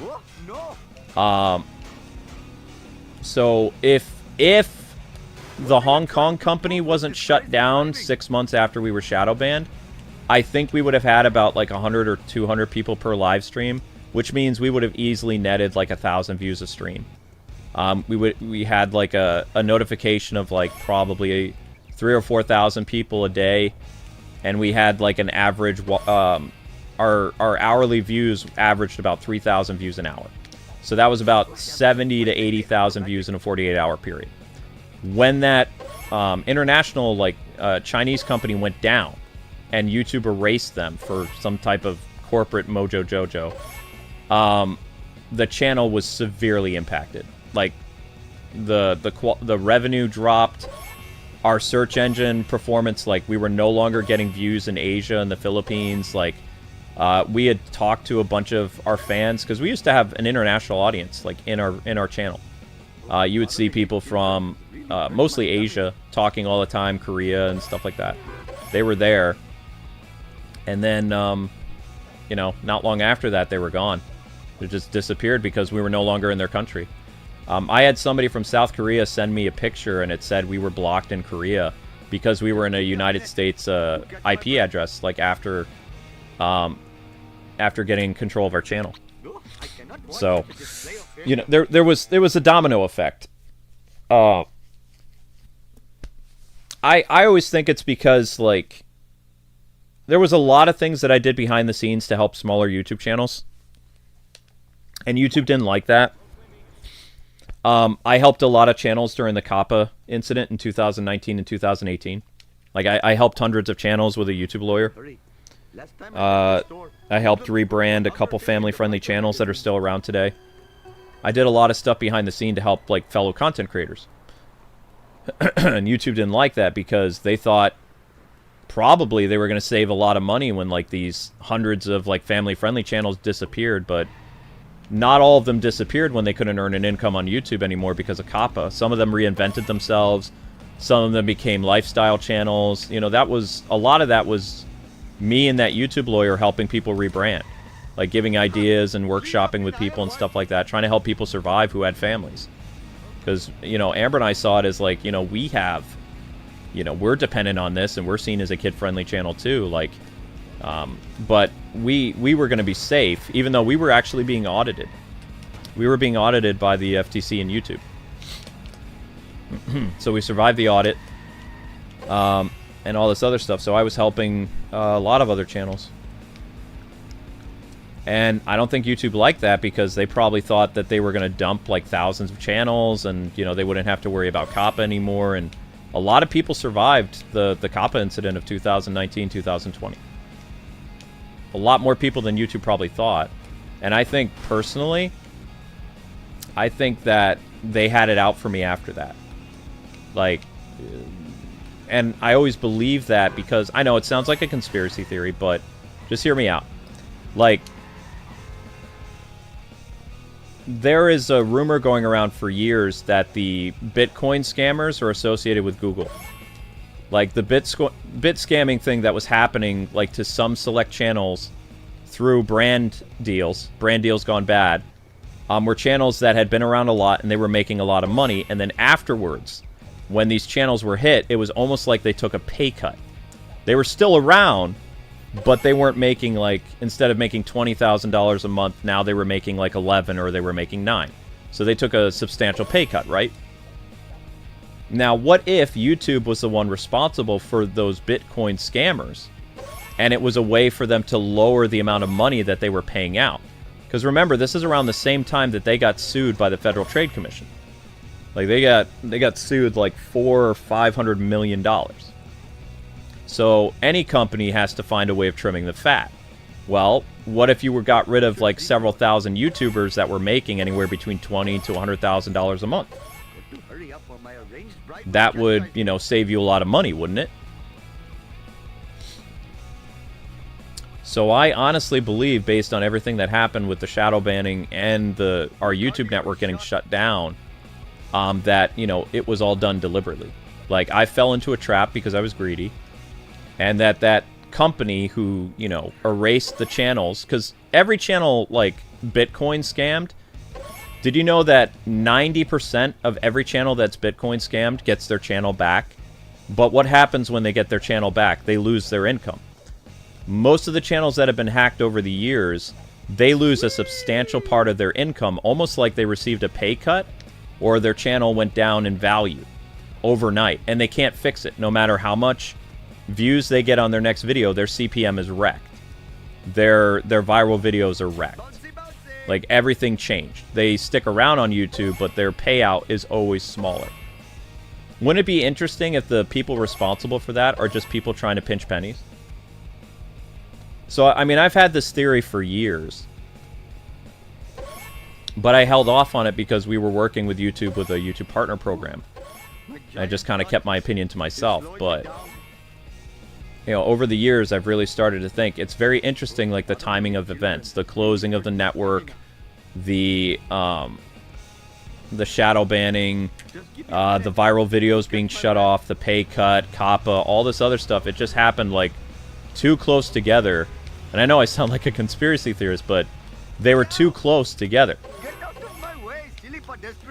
They're like very, very, very, very, very close.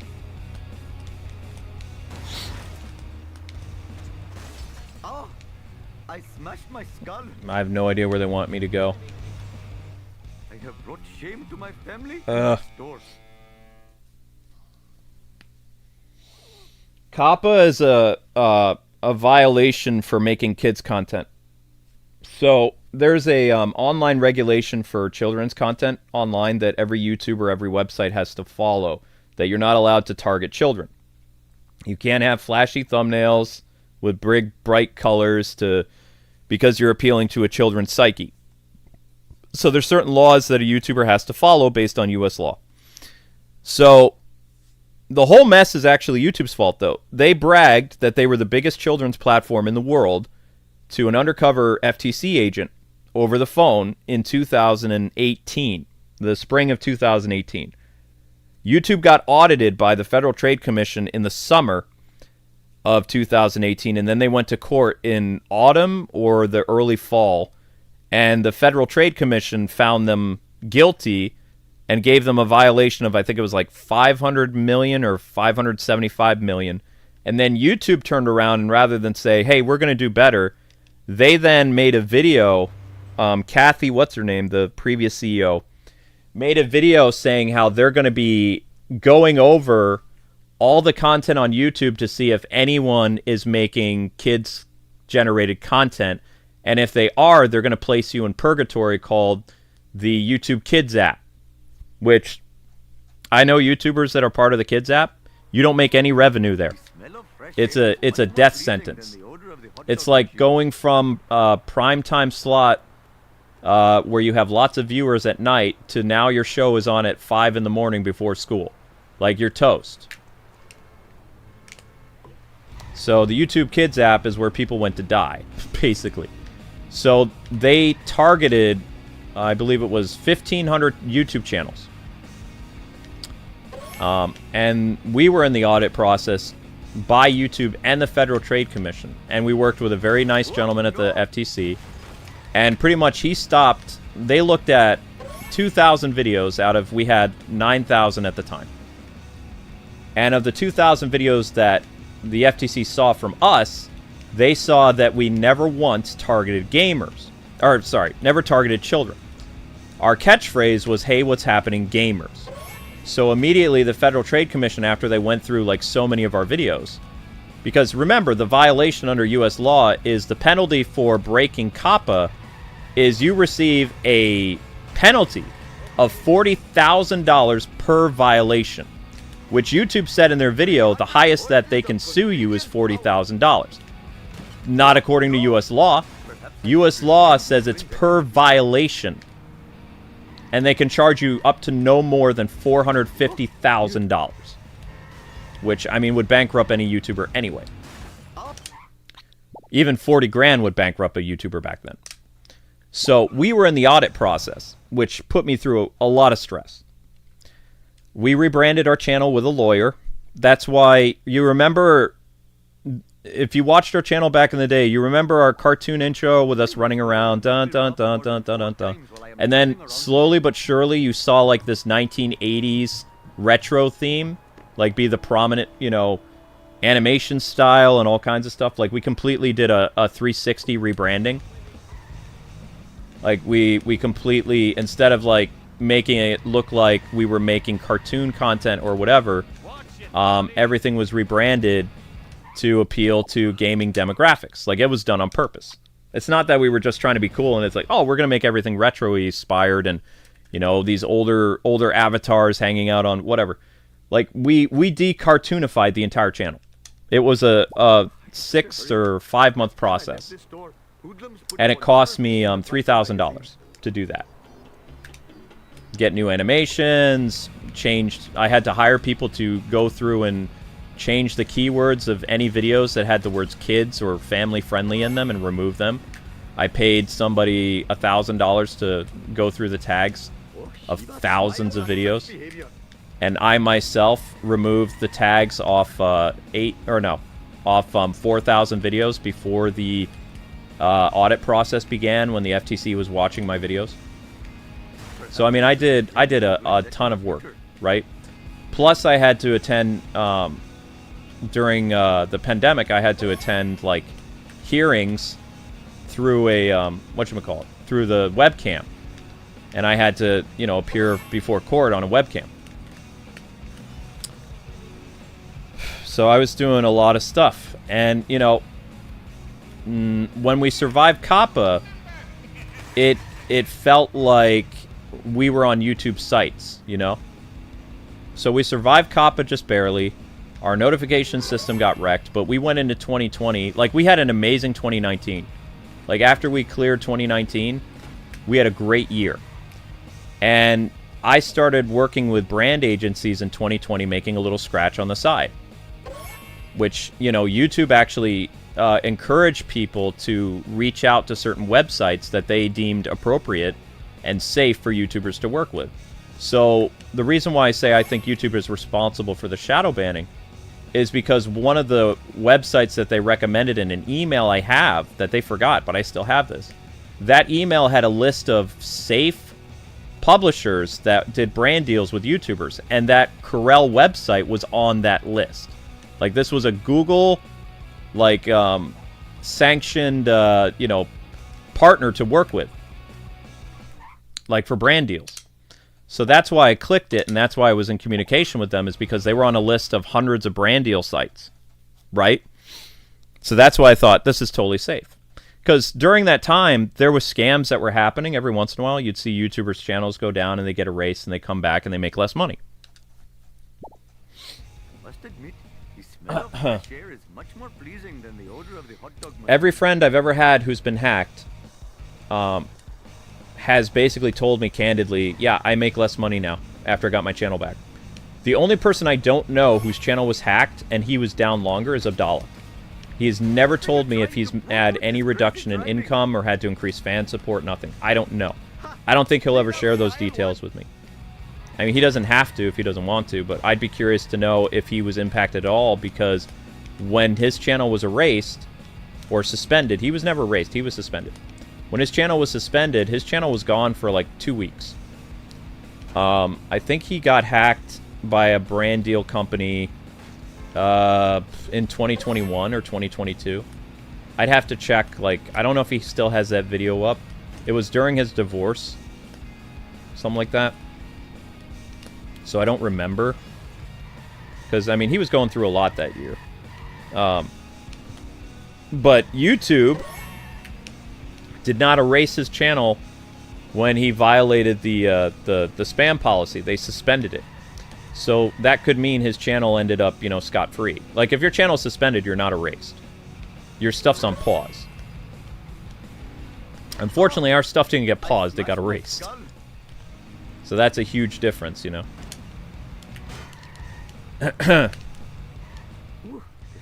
But I would be curious because and I've talked to like a couple hundred YouTubers over the years. Everyone from makeup channels, gaming channels, sci-fi channels, anyone that I saw was on a list of Twitter that I follow that they've been Bitcoin scammed, like hacked. Their channels are hacked. There's a Twitter you can follow. I don't remember the name of it, but I follow them.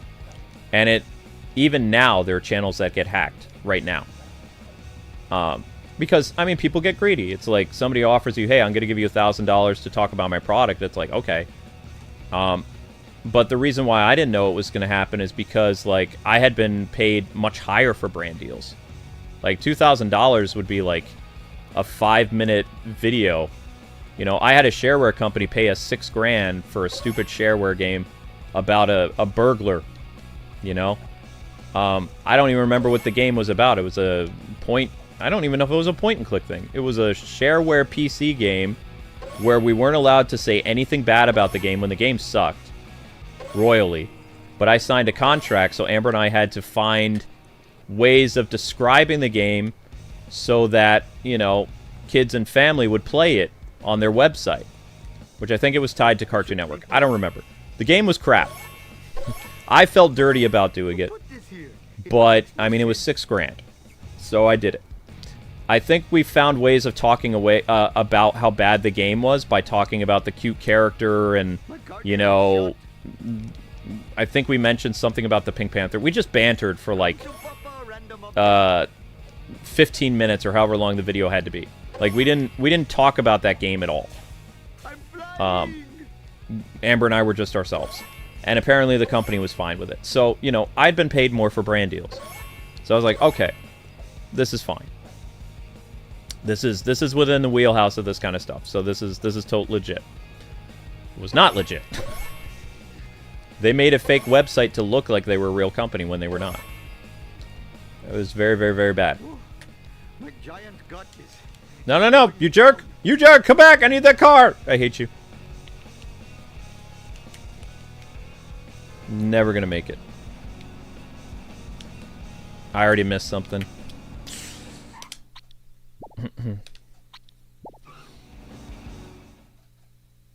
Yeah, there is no tough, like there is no solution. And, you know, I found ways of sticking around, but I mean, it took me 5 hours and 7 minutes to hit 1,000 views. You know what time it is right now? It's almost 4 in the morning. I've been streaming. I only did 2 streams today that were over 5 hours each. And now I'm going to have to stay up another hour and a half to trim out the musical thing so the stream drops down to 3 hours, or no one's going to watch it back. Like, I'm going to have to cut out some of my failures. I mean, some of the conversation is going to be cut out because, like, no one will watch the stream back. Most people, when they see a long stream, they don't watch it. They're like, I love this guy and I love this channel, but I don't have 5 hours to watch back their stream and I feel bad. So I'll watch their YouTube shorts or something like that. But the YouTube shorts don't pay anything.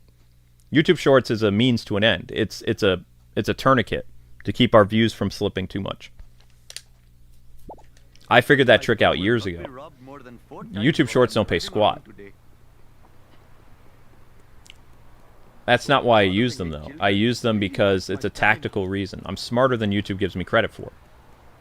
Every tool they give me, I use, and I know how to use it to the fullest of its extent, but it doesn't make any money. Even, we had a short get 100,000 views. Do you want to know how much 100,000 views is for a YouTube short? You curious? If you manage to get 100,000 views on a YouTube short, you will make $5. If you get 1 million views on a YouTube short in 12 hours, you'll make $100. Maybe. If you get 1 million views on a YouTube short and it takes you a month, you'll get $50. So the only people who are making money on YouTube through YouTube Shorts are TikTok partners. That's it. And they're making more money on YouTube than they are on TikTok. But what they do, which is smart, is they make their money on TikTok and YouTube.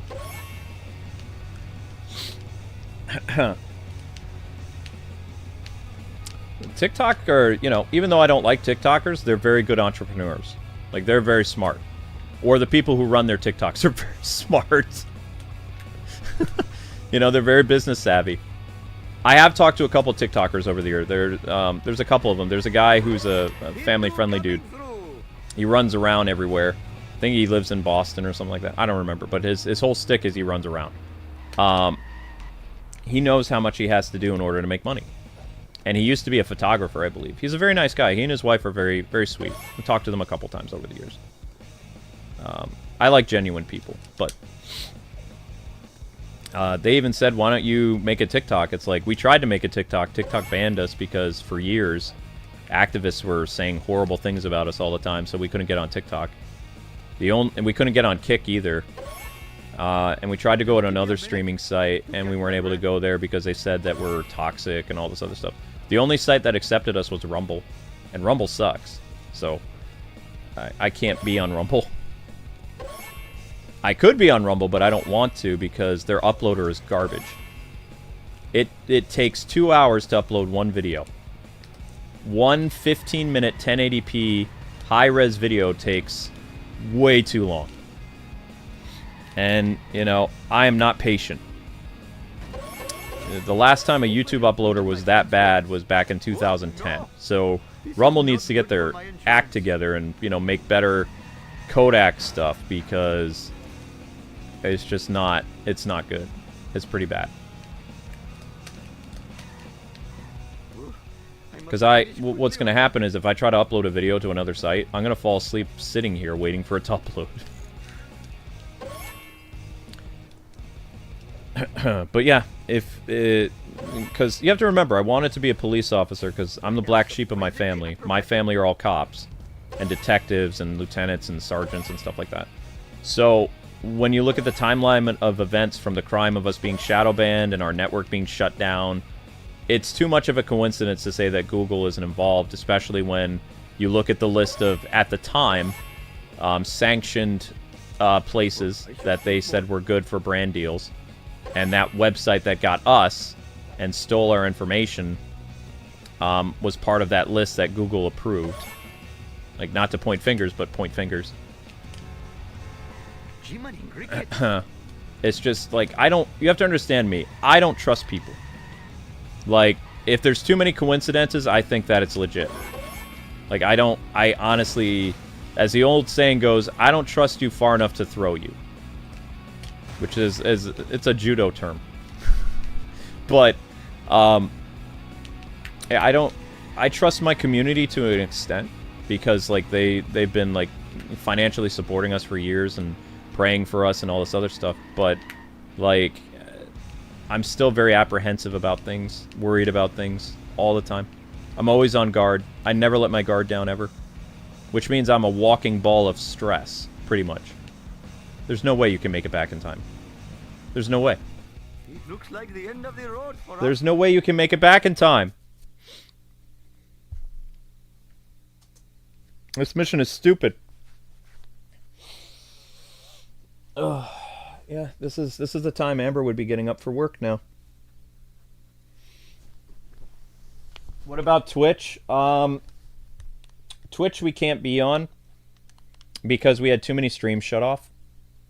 We can upload on Twitch, but like Twitch doesn't like us streaming over there because they say our connection's not good enough.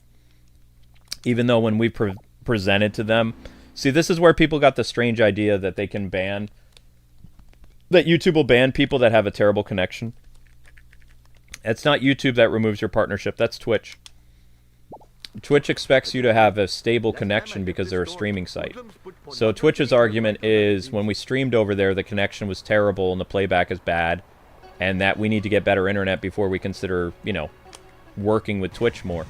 So every time I go to Twitch, I get DDoSed really bad and the stream gets shut off. Because Twitch doesn't have the security measures YouTube does for streaming. YouTube will try to rebuff and like fix their, you know, signal so your stream continues. Twitch gives you about 5 minutes before they cut your feed for unstable connection. So, yeah, it wouldn't work. So then you're playing Russian roulette. Like, how many of your streams are going to get ruined on Twitch, and how long is Twitch going to wait until they terminate your partnership for, you know, having your stream wrecked? Because the only reason people aren't DDoSing us right now is because they know that I have to stream for like 4 or 5 hours in order to hit 1,000 views. If they DDoS me, I only have to stream for 3. Because, you know, people are constantly refreshing the channel, they're trying to get back to the stream, they're waiting for the stream to continue. There's lots of things that fans do when you're DDoSed, as well as they financially support you with, you know, sympathy chats and memberships and things like that. So, you know, the hackers got wise because I taught them not to do that.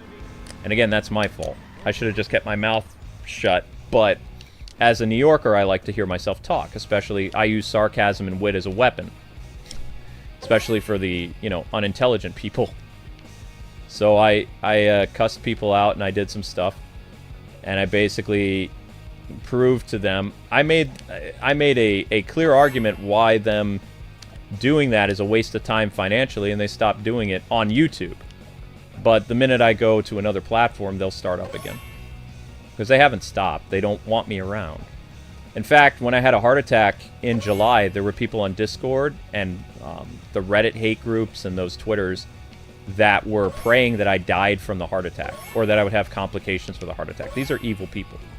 The same people that celebrate our son dying every year in March, like, they're the same people that are responsible for trying to, you know, get us, like, kicked out of our home and lose our job and stuff. These are, you know, woke people are evil. You can never change my mind. They're some of the most evil, demonic people in the world and online. And in my eyes, I don't even think they're human. I think they really are demons. I think they are actually, you know, real demons in human flesh. I don't think they're human at all. They don't act human. I think they're evil incarnate. I think they're being used by the devil. Because most of the stuff they do is just beyond wicked. It doesn't, you know. It makes no sense. Most haters leave people alone after a while. Evil people who are possessed don't leave you alone until you're dead. So, I have some of the strangest haters in the world. They're basically like Batman's rogues gallery. It's crazy.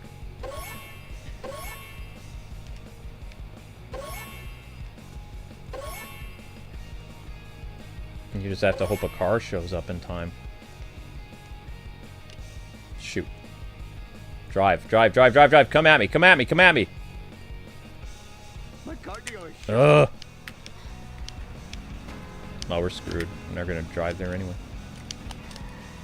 I would skip this mission, but I think I can clear it, but I don't know if I can clear it. So pretty much streaming is like my full-time job, and once I hit the numbers for me to get paid, I have like a good enough mentality and I just stop streaming. Like, I hit 1,000 views, so I'm probably going to stop after this, because I don't want to stream anymore tonight. I've already hit my quota, I'm done, you know? It's like, there's no reason. I'm able to do another Simpsons stream in a couple days. I hit 1,000 views. That's my bar. My bar is lower. Because anything lower than 1,000, a YouTuber doesn't get paid, so that's my thing. I feel like an untouchable.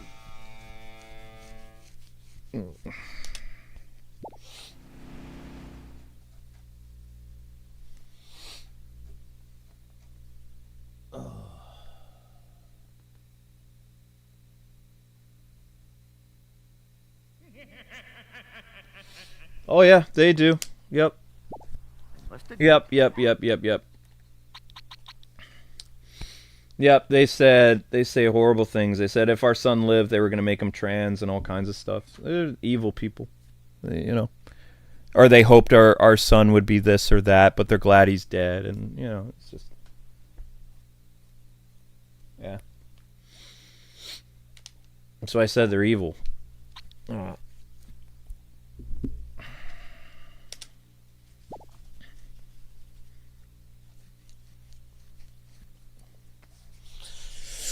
I don't know why they hate us so much, because I have a different opinion on comic books? I don't know. I do not know. But I'm consciously aware of it.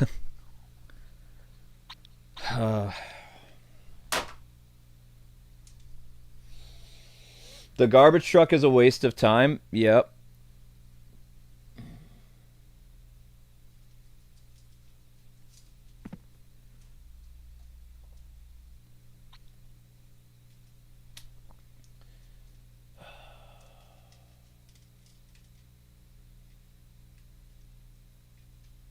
Yeah, I mean, but yeah, you just have to be careful, Blaze. I mean, you know, this is a weird world. But I really feel like I got singled out by YouTube. I think that the shadow banning, the COPPA incident, YouTube was basically just trying to throw family-friendly channels under the bus because they got a slap on the wrist by the FTC. They lost 500 million something, and then they needed to find a way of, you know, recovering the losses. So by getting rid of a bunch of channels that can't do content anymore because now it's against the law because there's minors in the videos or there were minors in the video, YouTube can curb the cost. But because I helped a lot of channels rebrand and survive along with a couple other YouTubers, plus I rebranded and survived, they got mad. And then my YouTube network that I was a part of for many years in Hong Kong, where we were receiving a big boon in the search engine, that got shut down 6 months after surviving COPPA.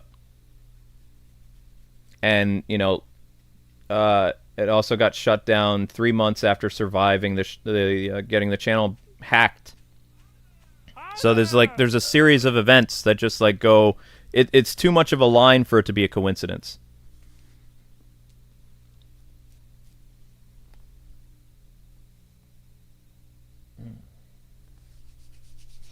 The mission is stupid, yeah. You know where my family Yep, lives. the mission is stupid. But as always, just pray for us, because Amber and I need strength all the time. It's very hard to do, because I have neuropathy, right? It's very hard for me to sit here for 5 hours. Like, my leg is in agony. I got to take my medicine. I got to get up and move around. I'm 3-hour live streams are no problem for me, but like 5-6 hour live streams each. You know, after 2 of those, my heart gets elevated. I'm very tired. I'm very dizzy. And I have to do that every day. It's a lot easier to stream 3 or 4 streams at like 2.5 hours or 3 hours each, as opposed to 2 streams that are 5 hours each or longer. It's a lot.